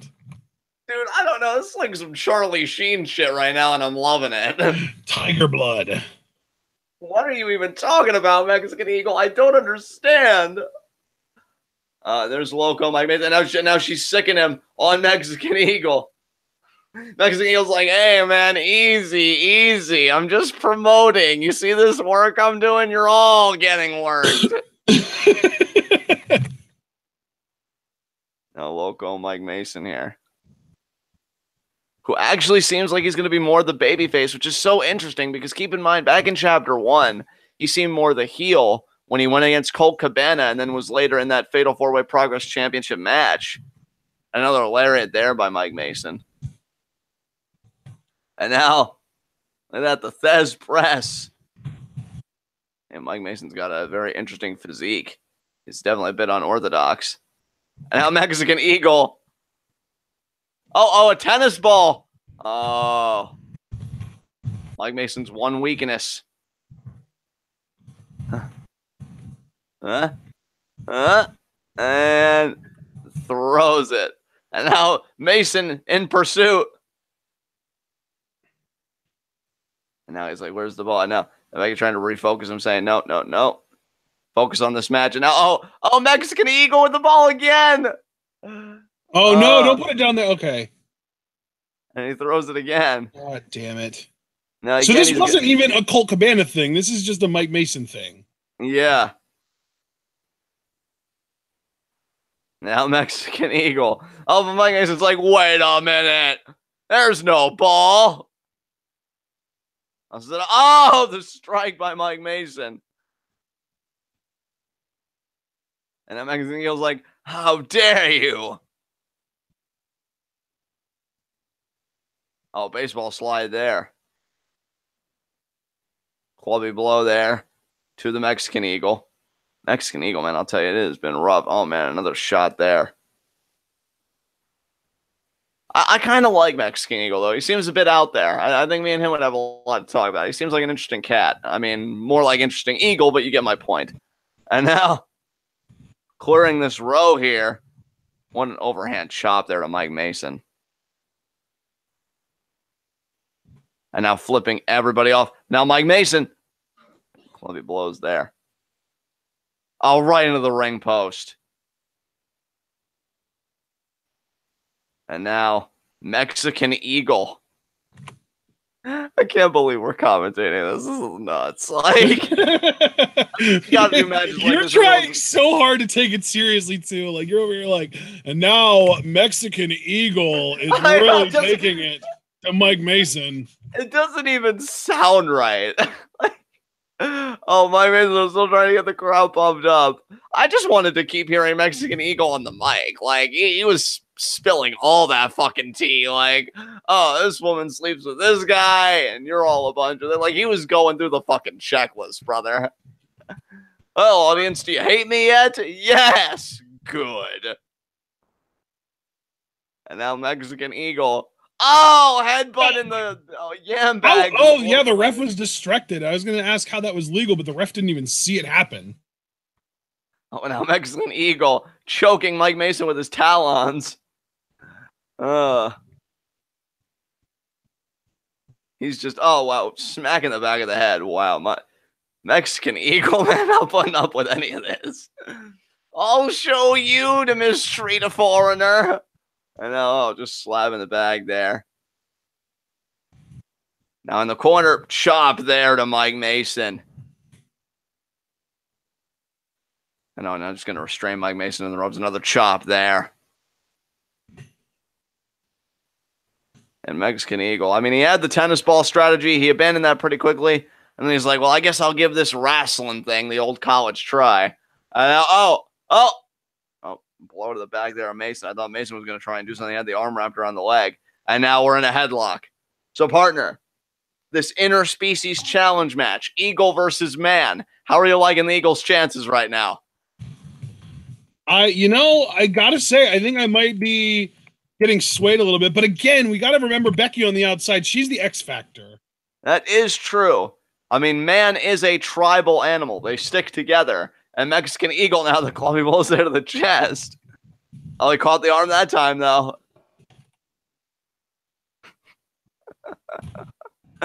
This was absurd. Oh, drives Mike Mason down.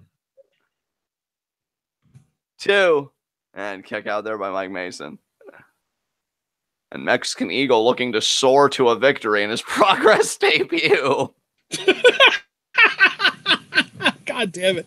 I feel like we're like, this whole thing is just reminding me of Swagger's Soaring Eagle. Thanks, Chavo. I know, right? Dude, what time period was that, too? Because this show was back in 2013. When Swagger was world champ. So wasn't that like 2010? That wasn't 2013 then. No, yeah, I said 2010. I did say 2010. Oh, okay, I didn't catch that, but yeah. Oh, Mason caught it. Headbutt there. Oh, spine buster. Is that going to do it? And the Eagle says not yet. Bird's bones are hollow, so that spine buster might not have been as effective. Oh, well, there you go. In the words of Jesse Pinkman, science, bitch. And now, they're not literally hollow. They're just really like almost spongy, honestly. Right. A nice spear there by Mason, looking to prove himself to be the dominant species. As now Mason.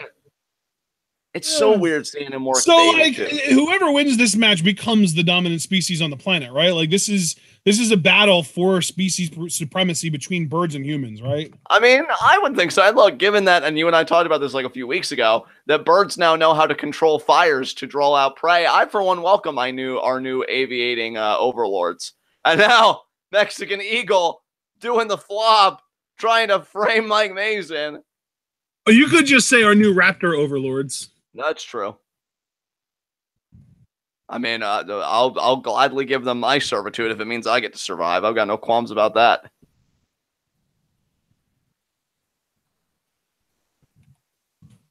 And now, Mike Mason here, handing it back to the referee. The Mexican Eagle still down. Oh, Mexican Eagle. Oh, and Raptor with the ukulele. 3. Shit. Here. Wow. That's Did you hear his theme song? No. It literally starts with an eagle claw. Wow. His theme song starts with a psh. That's insane. I love that. He's awesome. He's kind of great, I gotta say. I might actually be a fan of the Mexican Eagle. I never thought I'd see the day. Yeah, that's great, man. Wow. I can't believe Becky didn't get involved. What are you doing, Becky? Well, dude, here's the thing about that. You could clearly see that they were working baby in that match, and I think that's why. Oh, wait a minute here. Now, wait, come on. The Eagle. The Eagle! Oh, God! He picked her up with his talons and he's carrying her away. He's taking her back to the nest. I mean, he might be, but here's the thing, John. We've already seen there are legitimately eagle species that will grab goats off mountains, drag them away from where they were standing, and drop them off the mountain so that they die on impact.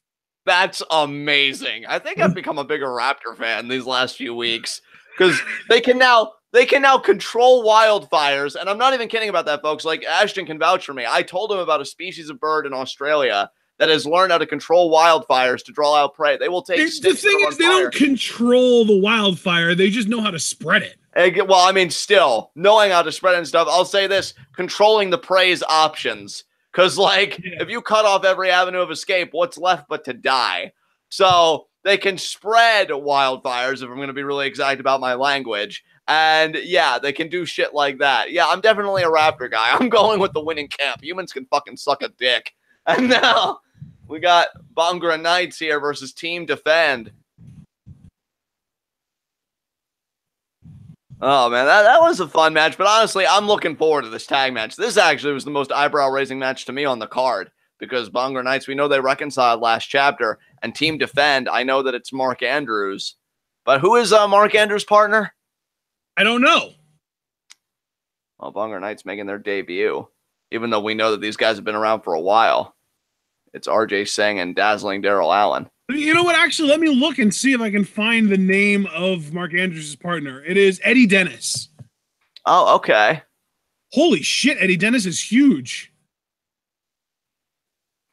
Eddie Dennis, huh? All right, well, I'll be able to tell them apart because of the size and everything else. So at least Eddie Dennis is listed at 6'6", 240. Holy shit. Yeah. Meanwhile, Mark Andrews is all of what, like 5'8", 165? Right.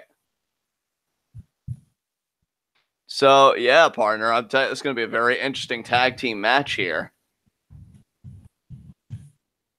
And Eddie Dennis, man, just freaking massive here. And now Bhangra Knights. This is going to be an interesting matchup here for the Bhangra Knights, though, because, I mean, they reconciled last chapter, but if they lose here, it's not exactly getting the friendship off on the right foot. You know what I mean? So It's going to be very interesting how they respond to this. And, yeah, I mean, Team Defend, Mark Andrews, I feel like he's undefeated in singles action. So it's weird that Mark Andrews is on a good trajectory in singles, right? Because you'd think that he'd be thinking about the Progress Championship. But now he's trying his hand in the tag division, where there aren't even titles to vie for yet, and I'm really hoping that that changes soon, given the dominance of the London Riots and the resilience of teams like the Hunter Brothers and Leaders of the New School. Like, you'd have one hell of a division. But Eddie Dennis here, I think Eddie Dennis is going to start off. Maybe Mark Andrews will start off.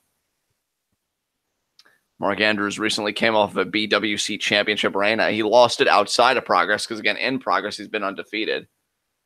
With RJ Singh and Dazzling Daryl Allen, RJ Singh, I think, has only lost 2 matches. That one triple threat, with him, Skrull, and Burridge for the #1 contendership. That was several chapters back. And then again, last chapter, he lost to the guy he's teaming with tonight, his friend, Dazzling Daryl Allen. And then Dazzling Daryl Allen, I think he's, I want to say 1-2 now at this point. Maybe 1-3. So, I mean, yeah, it's kind of funny how both these teams kind of even out in a way. Because Eddie Dennis is debuting just period.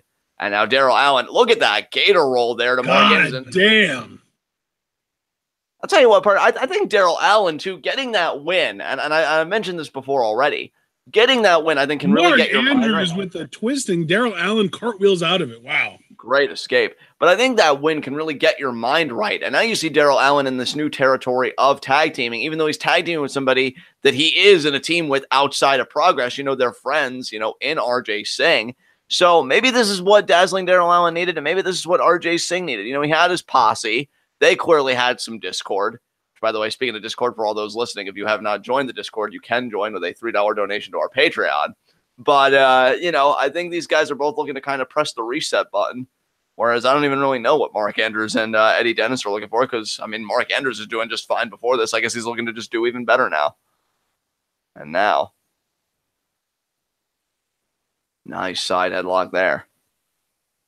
Allen going to push Andrews off. Shoulder block there. Oh, Allen ducks down. Vertical leap.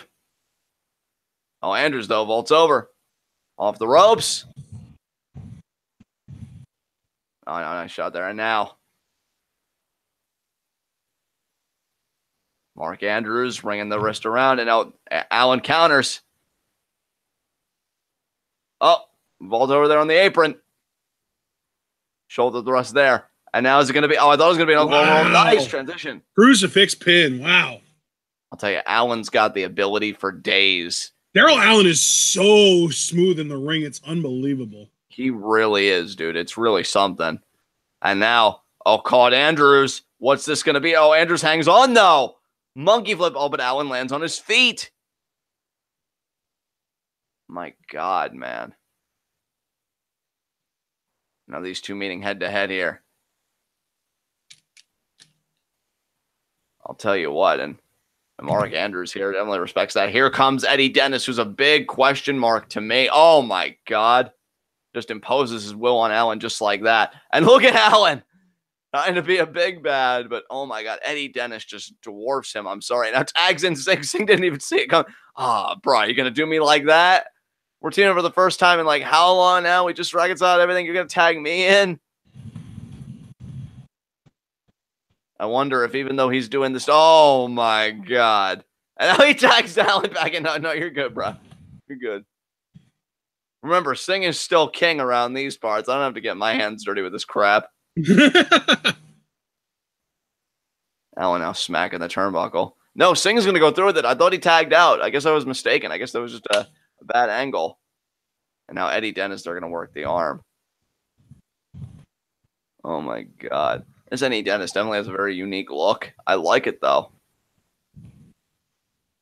Now RJ Singh dropping down to a knee here. Oh, twists around. Elbow. Wrist lock. Oh, look at that. Going to trap the behind the leg. Beautifully done there by RJ Singh. Oh, but Dennis. Oh, my God, Dennis. Front face lock there. And now Eddie Dennis going to lift up Singh, throws Singh off like that. Now RJ Singh's like, well, okay. Let's just take it easy, everybody. Now Eddie Dennis here, he knows he's the biggest guy in this match. He knows he's got the most power, and he is not afraid to flaunt it whatsoever. Nice go behind there. Just wrestle Singh down to the mat, right into the front face lock. Singh, though, does have the quickness. Got it. If I'm Eddie Dennis, though, I'm just kind of shrugging in the face of all this. I'm like, okay, and now right back to the side headlock. And a nice headlock takeover. Oh, and now the leg scissors there. You think this is smart by Singh? Do you think we should go to the old chopping down the redwood if you're RJ Singh? Maybe see if you can immobilize Eddie Dennis a little bit? Because this dude is massive. Yeah, that's what I'm saying, man. He's, like I said earlier, he is 6'6", 240, or at least that's what he's listed as. He is a large human being, and if you're one of the Bhangra Knights, you just feel like you have to do anything you can to cut that height differential down as much as you can. This dude is huge. Yeah, Bhangra Knights are not having it easy. Oh, God. Honestly, RJ Singh and Eddie Dennis look like different species. Yeah. Eddie Dennis looks like a different species from everyone in this match right now. Absolutely. And it's funny you said that, given that we just got done an interspecies matchup. Yeah. And now RJ Singh here looking to regather himself. I don't know how you can effectively game plan for a man that looks like that, though. Like, that is just unbelievable to deal with. Oh, my God. Carrying him like a bride over the threshold, except this time he's perching him on the top rope. And Singh's like, okay, I just want to tell you all the reasons why I wasn't comfortable with what just happened. And I was Singh just kind of looking at Allen. They don't even know what to do. I mean, how can you? Because then you think, oh, well, maybe Andrews will be better. Andrews is one of the most adept high flyers in the game right now. And Yeah, I he would really still say is, right but now. like at this point, why would you even bother if you're Andrews? Let Eddie Dennis do his shit.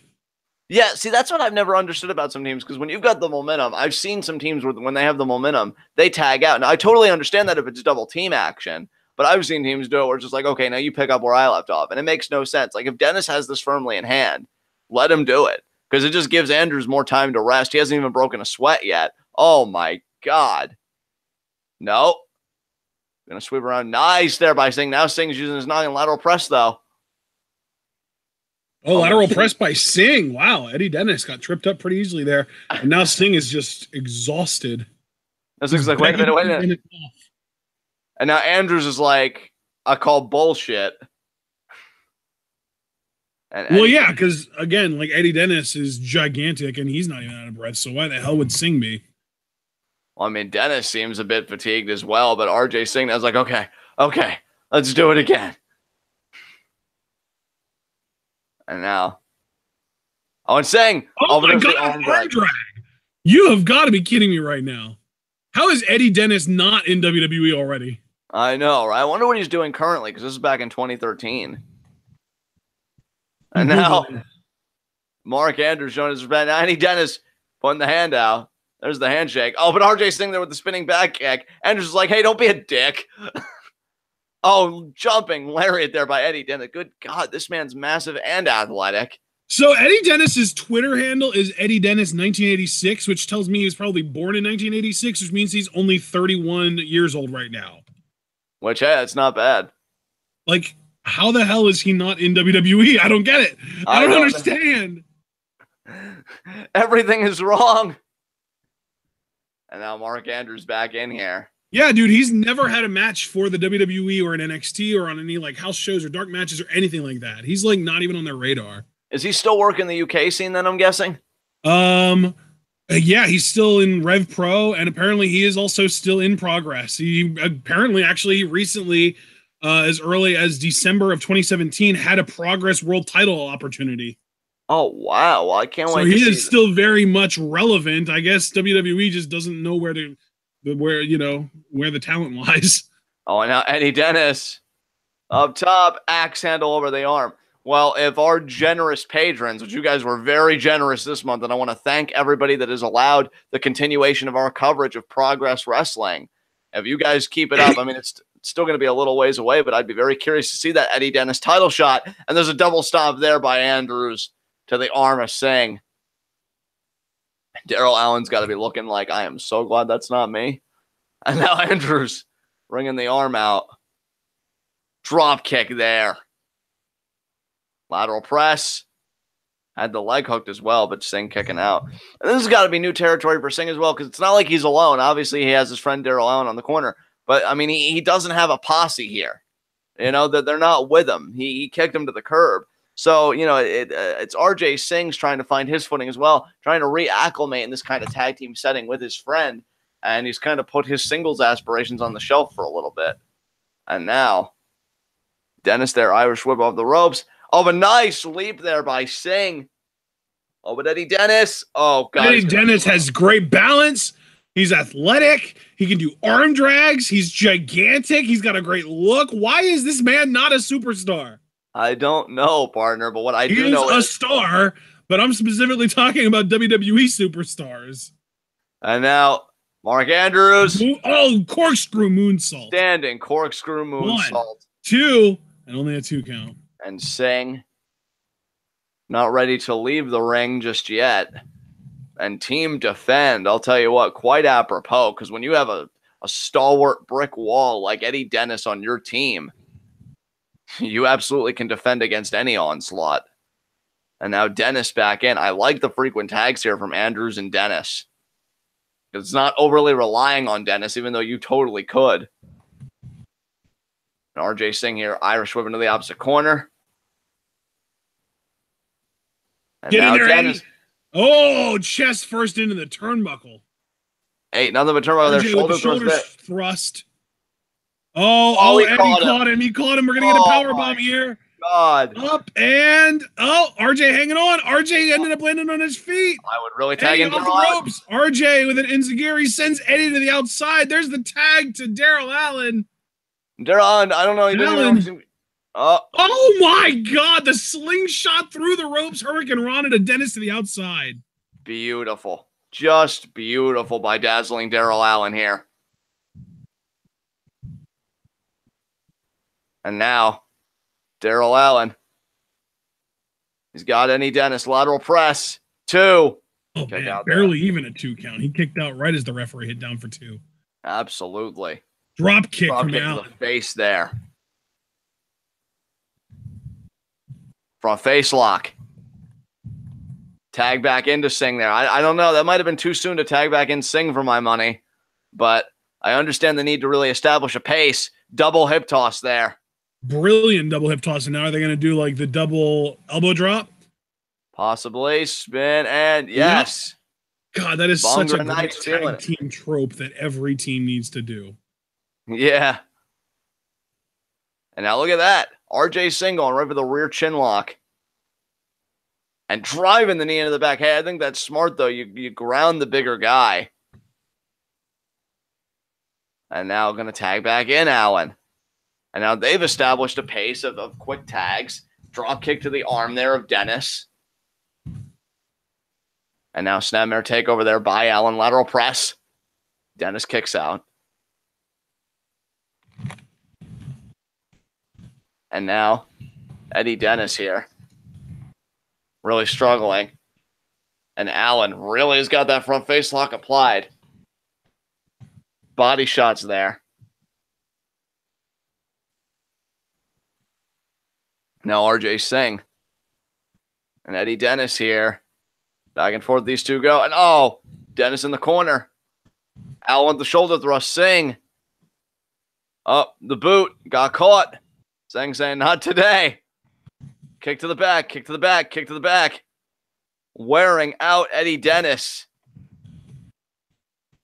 And Mark Andrews has got to really be wanting to get back in this match, in my estimation. Tag there to Allen. Long blower there. Tope Atomico there on the midsection. Great teamwork. I'm just going to let you call all the topes that aren't Tope Suicidas, John. There you go. And now, body shot there. Knee. Forearm. And now, chop. And Allen really taking it to the bigger Dennis. Rings the arm. Tag again to RJ Singh. I'm liking the teamwork here. Kick to the arm there. Body shot. Body shot. Body shot. Forearm to the face. Oh, and was that a slap? I think that was a slap from Dennis. That might have been. Arm trap. Going for the pump handle. Going for the double pump handle. Powerbomb, maybe? Oh my God. Just that was like Pindar's finisher, dude. Yeah, it was like a modified form of Pindar's finisher. Because with Pindar, it's like the arms come out. Yeah. And they're like the arms were trapped the whole time. Damn. And Singh has just been rocked here. And now Mark Andrews once in this match. And Mark Andrews is a house of fire. The complexion of this match will change completely. If Andrews gets the tag, in comes Andrews, in comes Daryl Allen. This is a one-on-one matchup I'd like to see in the future. And Andrews now. Oh, my God, drop salt.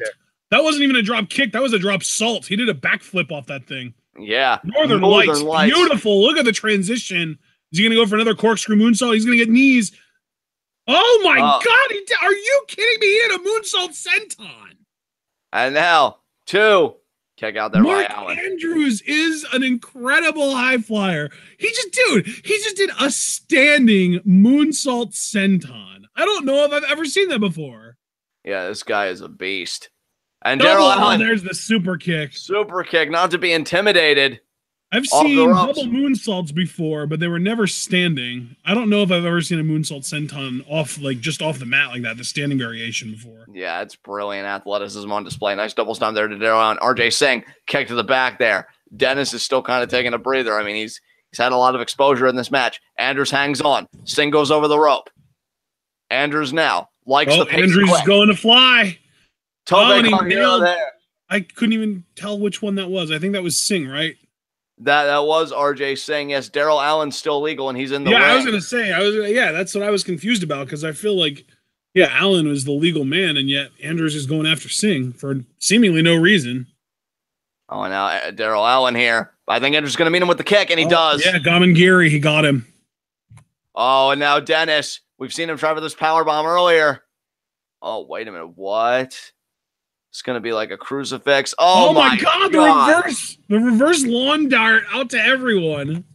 Yeah, I don't know how smart that was by Dennis, because you ended up harming Andrews as well. But now everybody's down. I mean, Andrews is stirring a little bit, but if I'm Andy Dennis, I'm kind of rethinking that a little bit. I mean, this is a tag team match, not a fatal four-way. And oh, wait a minute, Dennis. Is Dennis feeling courageous? Oh my God. Oh no, I thought he was thinking about a high flying move, because you saw him kind of like shaking the fist. And we've seen kind of that spot before. What is Dennis thinking about here? Now he's back in the ring. I guess him and Singh are now legal. I guess it's like a thing with Progress. 2 men in the ring, whoever they are, they're legal. And now it's going to be Singh and Dennis. Oh, wait. Nice STO there. Complete shot. And now Singh could be thinking camel clutch. He's signaling for it. He's got it. And yeah, the referee's checking. This is legal. Andrews now trying to get back in the ring. And now, Mark Andrews super kick to the head of Singh. Yeah, Singh now down on all fours here. But now Andrews still going to leave, so I think it's still Dennis and Singh that are legal. Oh, ducks. Oh, caught. And I was going to powerbomb Andrews into Singh again. I don't know how smart that was. Oh, but now I think Andrews kind of imploring, I'll get out of the way there. Nice teamwork. Inadvertent teamwork here by Team Defend. And now Andrews double stomp to the midsection of Singh. The Bhangra Knights are struggling here. That could do it. And Allen saves it. Wow. Look at Dazzling Daryl showing up when it counts. And now Eddie Dennis. Oh, kick to the head there. That equilibrium's been stunned. And now Andrews and Allen. Oh, but Andrews there with the jumping kick as well. But now Singh. He's back up. My God, bodies are everywhere. I can't even keep track of who's legal anymore. And I'll uppercut there. I think Daryl Allen and Mark Andrews are legal. I'm not sure. It might be Singh and Andrews now that are legal. Andrews gets the boot up. Singh stunned. Andrews. Oh, wait, though. Allen comes in. Look at this double team. Oh, wow. It was like a double team like Ace Crusher there. Now they're standing on Andrews. Bhangra. Oh, I thought they won it. But no, Dennis breaks it up. Wow, Dennis keeping this match going. And now Bhangra Knights double super kick there to Dennis. Andrews is out, though. And now Bhangra Knights singling for the end. Oh, wait a minute here. Oh, we've seen this. We saw this to a member of RJ Singh's posse. It's going to be the Blockbuster there. Oh, that's going to do it. 2 through. Wow. Bhangra Knights, hey, that's how you want to reunite. You want to get a win. You want to get on the board. And that's what these two guys have done here. Hey, I mean, we saw them after they reunited last chapter and they were making their leave before the next match. We saw them come face to face with the London Riots. Well, these guys want to take a stab at the London Riot streak. Yeah, that's entirely possible. I mean, I would have a hard time buying them beating the London Riots just because of the massive size differential. But hell, if they pick up the momentum, they believe in themselves. You never know what can happen. Well, they just isolated Eddie Dennis and pinned him, and he was the bigger man in this match, the biggest man in this match, period. Honestly, he might be the biggest man in all of Progress. So for them to pin him, maybe beating the London Riots isn't entirely infeasible. But yeah, I mean, the Bhangra Knights starting out in a great way. You can't start out any better than undefeated, 1-0.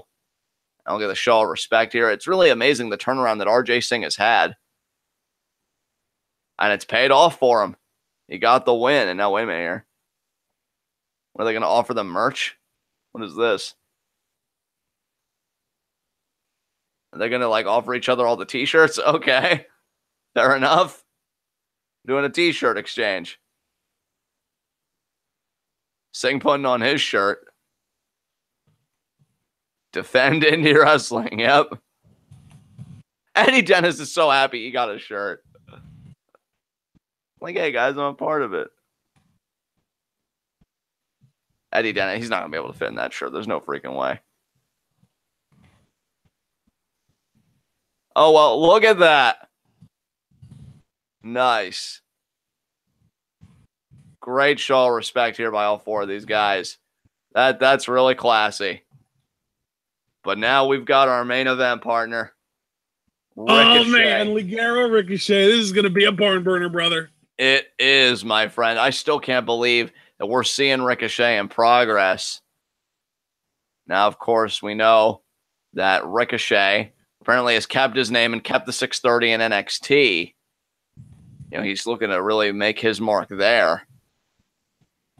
And how far he goes, only time will tell. But I do think Ricochet, I've had my criticisms of him, but there's no denying that in terms of in-ring, in terms of athleticism, this guy has been setting the world ablaze, can do things that defy the human imagination.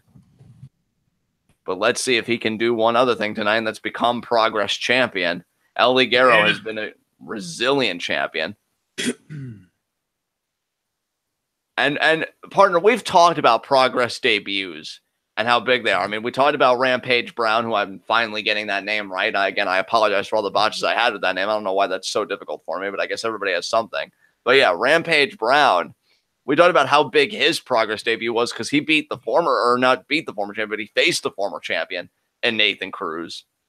But now this has got to top that because this is Ricochet making his Progress debut, and he's facing the champion, and it's for the title. Yeah. Like, that is insane to me that you just come in, and really, here's the thing. If you're Nathan Cruz, if you're Dave Mastiff, if you're Noam Dar, if you're anybody that's really been trying to put the pieces together, how envious, how bitter must you feel towards Ricochet that the guy shows up with a ticket and he's just right in the Progress Championship mix just by walking in the door? I mean, that's got to be a bit insulting, don't you think? Oh, absolutely. Yeah, there's no reason not to believe that most of the locker room is pissed at this situation right now. And seeing Ricochet with a certain hairstyle is kind of weird. I've been so used to him with the shaved look the last few years. But, yeah, lock up here. I mean, yeah, locker room culture is one where you earn your spot, you pay your dues. And I have to imagine a lot of people will be looking at Ricochet and saying, what has he earned? Why is he in this spot on his debut? So that's a lot of pressure on the shoulders of Ricochet. Because that's goddamn Ricochet. That's why. And that's what he would tell you. And that's a lot of pressure on those shoulders, but I don't know if there are any shoulders in this business right now more capable than Ricochet's. And he's going to look to prove it here against El Ligero, shaking the leg out. But you know what, though? Even though Ricochet is Ricochet, and he has a body of work a mile long, and we've talked about it extensively and exhaustively, you know, let's not sleep on El Ligero. He's the Progress champion for a reason. I think it would be a mistake by anybody, fan or otherwise, to kind of overlook El Ligero in this match here. Now Ricochet kind of having fun with the crowd. And then Ricochet just feeling like, hey, guys, you know, we got this. Now they're both on the top rope. What is this, a game of chicken? And now, oh, shaking the ropes. Oh, and Ligero avoided it. It ended that close. Yeah, these guys really just letting their hair down, having fun. There's the lock up there. Into the waist lock. And again, I'll be very curious how Ricochet will answer to the very adept submission ability of El Ligero. If he even employs it in this match, he may have a whole new game plan for Ricochet that we don't even know about. Shoulder block there, and now Ricochet showing off the guns. God, Ricochet looks so much smaller back then. This is early 2013. Like I said earlier, it was March 2013. And, I mean, Ricochet has, like, the 8-pack going on, but he is much more, like, he's defined, but he's nowhere near as bulky as he is now. Exactly. He's really bulked up since this. Like, if this was him at, like, you know, 6 feet tall, 185 pounds, he might actually be over 205 right now. Right. Now there's the lockup again. I like that neither guy's really in a rush. They realize the stakes, the Progress Championship. I actually meant to talk to you about something real quick. Just thinking about Ricochet, and he's listed at 5'11". I would guess he's 6 feet tall. But what's really funny though? I don't know if you've seen some of the pictures around of Andrade with the other luchador guys. Like I think there's a picture of him, Kalisto, and Rey with Zelina. And he just towers over everyone. He's listed at 5'9" on Wikipedia. Wow. But like, if you just look at those pictures, he legit looks like he's a good 6'2", 6'3". Like he looks huge. So yeah, I have to wonder, like, what kind of lifts are they putting in his boots for him to be able to look that much taller than everyone? And whatever those lifts are, let's give them to Ricochet so he doesn't get pigeonholed into 205, please. Yeah, speaking of, when you know you've got like a smaller guy that's that talented, why not just do lifts for all of them, I guess? But Ricochet there. Rolls through. Oh, sidestep. Nice Rana there. Drop kick. And now Ligero's going to go back to the drawing board here. Oh, but Ricochet not going to let him. Not going to let him. Oh, he's going to have to. Oh, my God. He's never done that when I've been watching him. Well, that's definitely new. That was cool as hell. That was like a reverse dive. Like he wanted to dive, and then he saw he wasn't going to be able to, and he just reversed time and went backwards. Yeah. That was nuts, man. I think El Ligero is just giving up. Like, oh, God, if he can do that, I don't stand a chance against this guy. Are you kidding me? I'm out. I'd rather face the bastard again. Yeah. Oh, Ricochet kind of threatening a little bit to go over the turnbuckle and just attack El Ligero despite him being so far out of the ring. I appreciate Ricochet breaking the stereotype of, oh, curse you, ring ropes. How do I escape you?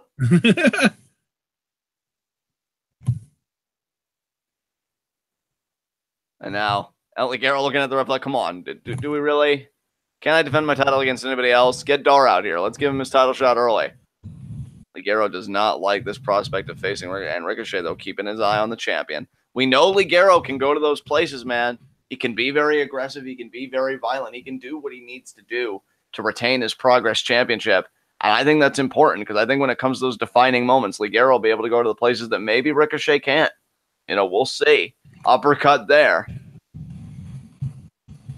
Ricochet, of course, got into this business. I mean, his idol, his hero is The Rock, or if you'd prefer, Dwayne Johnson, as I know he goes a lot by anymore with all the Hollywood films, and hooks the leg. Ligero kicking out. Yeah, Ricochet, a huge fan of The Rock. And now he's at the WWE, hoping to make The Rock proud of his career there. Drop kick there. That was a beautiful drop kick. Oh, Ricochet doing windmills, baby. Doing windmills. Is he going to? Oh, my God. I thought he was going to start doing air flares. I was about to freak the hell out. Yeah, man. Ricochet is feeling himself tonight. But you know what, though? It's that cockiness. It's that swagger that's really come to define Ricochet for us. And it could be that cockiness and that swagger that actually aids him in his quest to be Progress Champion. Now, look at this by Ricochet, the power. We've seen him do this move as Prince Puma. This submission where he's got like the arm strap and then the head and neck over the thigh and then slams him down, going to hook the leg. Ricochet, just having that confidence, I think, is so important because you can't go into a match second-guessing yourself, especially when you're standing across from the champion of the promotion. You got to know that you can win. You got to know that on this night you're better than he is. And now look at Ricochet here. Just, oh my God, it's like an accordion submission because he's just bending El Ligero back. Oh my God, and just cranking on it there. And now slamming El Ligero's hand in the middle turnbuckle. Over and over again. That's got to disorient you. And now he's going to spin around and then just toss him down. And now look at that cocky pen. See, now I don't agree with that. I appreciate that Ricochet's a showman at heart, that he's got the charisma, in the ring. But you're vying for the world championship. You don't do cocky pins like that. You either pin seriously or not at all. As a form to the face there. I feel like Ricochet in 2017, if he would watch this match, he would have said the exact same thing you just said about Ricochet in 2013. Yeah, forearm there by El Ligero. I said 2017. It's already 2018. I got to get my shit together, man. I'm so sorry. No, brother, please. You're talking to a guy that called him James Brown, Bad News Brown, everything else but Rampage Brown when I was trying to get a competitor's name right earlier. You're fine. Trust me. Wait. You didn't actually call him Bad News Brown, did you? I did. There was one point in this recording I can tell you I did. And there's a dive there by Elegance. Yeah. So you're fine, brother, because I've been terrible tonight and I apologize. But Ligero there diving on Ricochet. At least I can get these two guys' names right. That's all. There you go. Yeah. Right yeah, it's pretty easy when you got a white guy with horns and a mask versus Ricochet. Yeah, Ligero's always had one of the more interesting looks in the business. Right? I always get thrown off when I see white guys in luchador masks. I don't know what it is about that juxtaposition. Maybe it's just because like El Generico kind of made it like a parody, and now anytime I see somebody that's a white guy in a mask, I think of El Generico, and it's like a parody, which is why I was like kind of freaked out a little bit by Mexican Eagle earlier. But yeah, like that's just kind of what my view has become, and I blame Sami Zayn. Yeah, and really for me, what's always been off-putting about El Ligero is the type of mask, because you can see the top of the head. Yeah, that's a rare thing too. Yeah, normally, you know, the mask is like a helmet almost because it goes all the way around. But Ligero, for whatever reason, even though he's completely bald, he decided people needed to see his head. Yeah, like you can see the head and a good bit of the mouth. So it's always been very off-putting to me. But that in no way reflects the caliber of competitor that he is. Because I'll tell you, the deep irony is that he's the liger in Spanish, but ligers are not horned animals. Right. Oh, jumping calf kick there by Liger. Or El Ligero. Oh, God, no. I'm so sorry. It's all my fault. No, it's okay. It's okay. And Ricochet there gets his foot on the ropes. And Ligero there with a more intense cover, a deeper cover. I like that. Yeah, man, Ricochet now on the defensive. And El Ligero's probably thinking, well, it's about damn time. Goddamn. I'm the freaking champion here. I should be in control. But Ricochet, man, we've seen him in plenty of fights, and we know he's still got a lot to give. And now let's see here. Now El Ligero's going to respond. Whoa, he's got him up. Side slam over the knee backbreaker. Damn. Lateral press.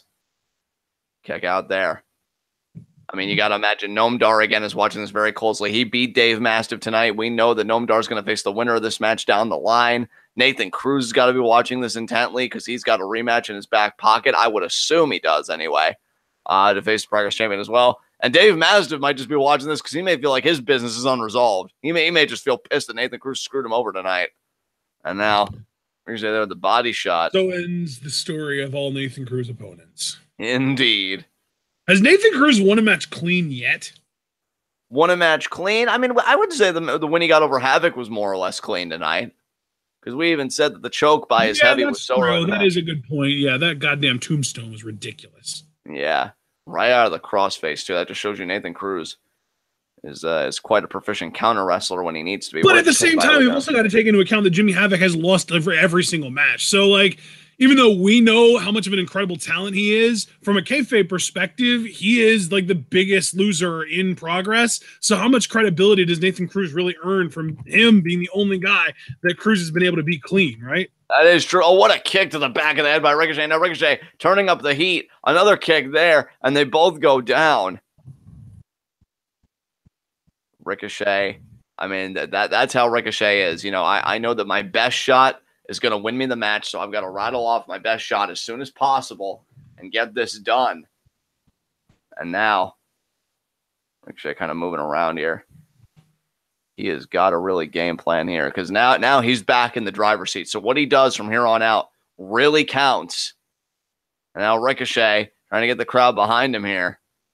By the way, I don't know if you noticed, but Ricochet has the one pant, one short kind of look going on like Ruby Riott and ECW Zack Ryder. Yeah. And granted, he's got tassels, which is a little different, but still, it's cool. And remember, Nathan Cruz used to rock that look as well in the early chapters. That's right. That's right. Springboard. Oh, God, the lariat. Elbow. Oh, that was an elbow. Okay, my mistake. That was a bad angle. It looked like an elbow drop to me, like what Ambrose does to kneeling to standing opponents. Absolutely. And Ligero, it's worth mentioning that this is El Ligero's second title defense. His first was against Dave Mastiff. It's still weird to me that Nathan Cruz hasn't gotten his rematch, but I'm just keeping my my eyes in the back of my head. And in the words of the Usos, I'm keeping my head on a swivel for Nathan Cruz. And now what a shot there by Ricochet. Oh, but then Ligero meets him with the knee. Ricochet the back. Cutter. And now standing shooting star. That's a Ricochet special right there. And now look at him. He's grabbing the ref being like, no, it was 3, right? You were wrong, right? It was 3. Yeah. Like, you can change your mind if I argue with you enough, right? Yeah, it's like, I can persuade you, right? You're a man of reason. And Ligero, like, well, I do fancy myself a man of reason, my friend, but you aren't changing my mind on this one. I'm set. Are you surprised at all that Ligero really hasn't employed the submission game yet? You know, try and give Ricochet a bad wheel? Oh, no. Is Ricochet getting over a double moonsault? He used to do this. He is. Holy shit. Take it too long. Oh, no, okay. He went for a Phoenix splash. I was going to say, goddamn. But we can't forget, Ricochet is, at least as far as I know, the originator of the double moonsault. Oh, and oh my God. Oh my God. That might do it there for Ligero. And Ricochet says no. What do we even call that move? Well, oh God. I feel like it's like a tombstone position, but you do kind of a tombstone lung blower. Yeah. Because, I mean, tombstone pile driver, it's not a pile driver, it's a lung blower. So maybe tombstone is just the word for the positioning that they were in. We could, it's like a belly-to-belly. That's what we'll call it, the belly-to-belly lung blower. There we go. There you go. Look at you, brother. I know. El Ligero here stalking Ricochet. Front face lock could be a suplex. No, we'll get Ricochet's hand wrapped behind the leg. Yeah, that's a great ring awareness thing by Ricochet. Lands on his feet there, pushes Ligero off the ropes, goes for the lariat, gets caught though. Look at this too. Oh my goodness. I don't even know what to call that. That was like the follow-up pinfall combination to an SOS, but I don't really know what the name of that pinning combination is. Uppercut there by Ligero. Ligero slides through. Oh, Ricochet. He misses. Gonna dive through. Oh my God, what a dive to the outside. That could be a late stage maneuver. That means everything to Ricochet. Ligero looks out. And the fans, I think, are kind of imploring Ricochet, cheering him on, saying, hey, you just got the big hit there. And now Ricochet going amongst the people. What is this? What? Oh, she's wearing a Ricochet shirt. Oh, that's cool, I guess. But hey, man, I if I'm Ricochet, I get on his ass. I think you just knocked him out. I'm telling you, man, 2013 Ricochet, I mean, he has a gigantic ego these days, but it was less in check back then. Yeah. I know. Oh, 2. Kick out there by El Ligero. Man, Ricochet, man. I'm telling you, after that dive, if I was him, I would have gotten him back in the ring. I would have tried for the 630, honestly. Because you know that's got to be what he's thinking about. Because I'm assuming he still did the 630 even back then. I don't know. I don't know, dude. I don't know what Ricochet did before Lucha Underground. Other than that, he did a double moonsault. And I don't know if Ricochet was thinking either Blue Thunderbomb or it could have been a Regalplex there. Oh, spins around. Oh, missed. Ligero. Nope, slides through Ligero. Maybe back to the Regalplex. We got a waist lock here. Oh, sweeps the leg. Sweep the leg, Johnny. Oh, look at Ricochet again with that power game. He's got more power to him nowadays, but he still had it back then when he was facing smaller guys like Ligero. And there you saw the backdrop driver. 2. It was almost like a package backdrop driver. And now into the Rings of Saturn. Rings of Saturn submission here by Ricochet. Oh, now look at this. Oh my God, that's like a grounded octopus stretch, dude. That might do it. I think he's even going to try and get some leg action in on this. Look at where his arm is. Look at this pinning comment. Oh, but Ricochet's on the ropes. That's why it was so smart by Ricochet. Might not have been the best ring positioning for a submission, but a submission that could be easily countered. Yeah, he was right on that. And yeah, I'll tell you what. Ricochet here. He's wrestled a brilliant match, but not brilliant enough to wrestle away the Progress Championship from El Ligero again in his second title defense. And now, Ricochet. See, I feel like at this stage with new Ricochet, he probably would have been thinking like a Benadryller. But now Ricochet. Yeah, that's a great point. He was using the Benadryller back then from what I can understand, but I don't know if it was a finish or what was going on. I don't think he used the Fire Thunder Driver back then because I think that was more of a Lucha Underground invention that he kind of started using there. But I could be wrong about that too. Like I said, I have very, very limited knowledge of pre-Lucha Underground Ricochet. Yeah, and now all I know is that he was really, really skinny, and then he got really, really cut, and then he got bulked up to hell like the freaking Rock. Yep. Well, again, Rock's his idol, so it makes sense. Oh, kick there. It's like an oh, that position. What's he thinking here? What's it perfect for, though, John? Is it perfect for a 630 or a double moonsault? That's the question, and I think it's 630. Maybe even a 450, honestly. I don't know.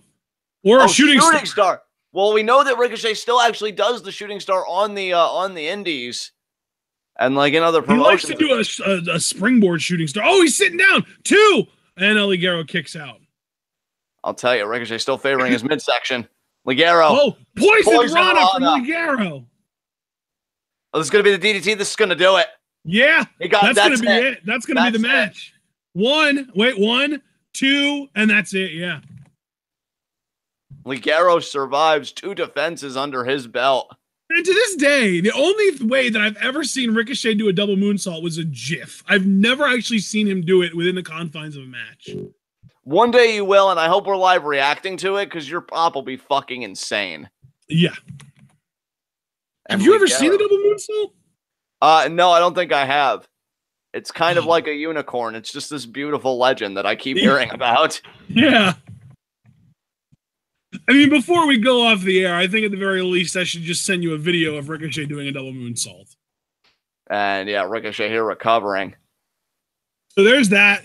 You can react to that as this show closes out, because that is the end of the show. Okay.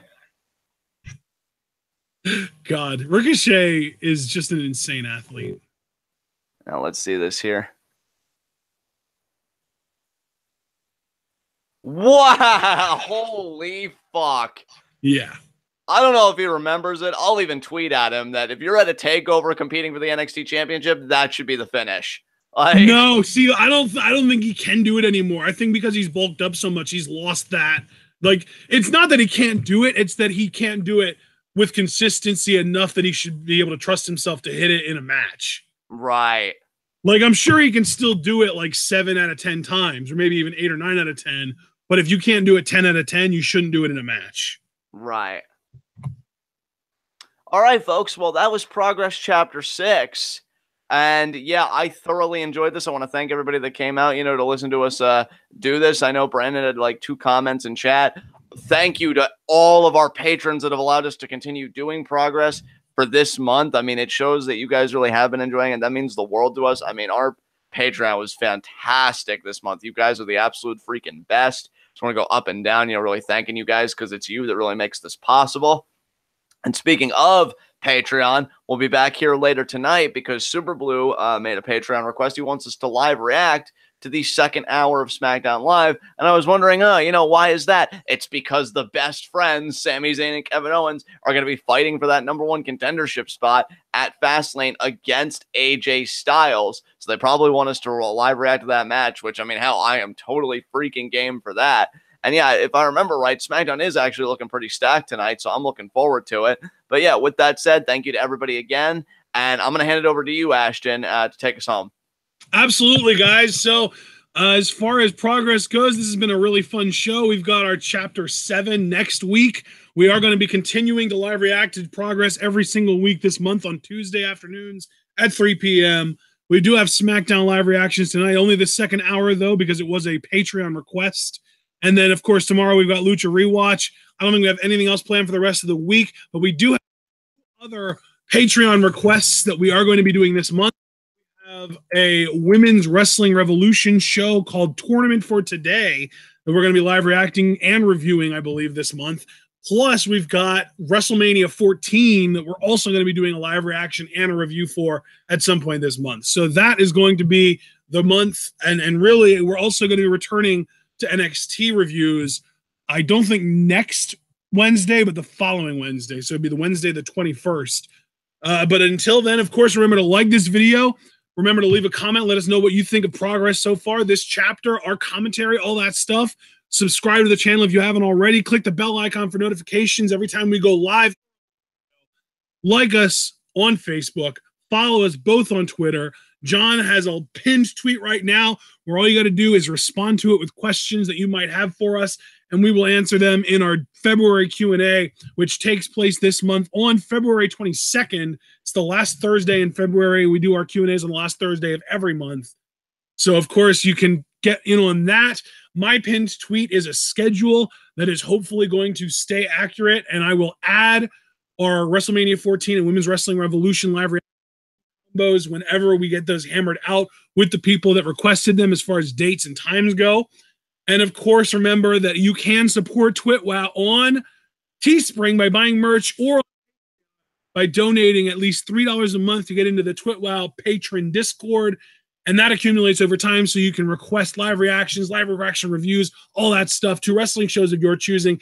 And it will allow us to continue doing these progress live reactions that we've been enjoying. We hope you've been enjoying every single week. We will see you all tonight for the last hour of SmackDown Live. And of course, remember to stay tuned.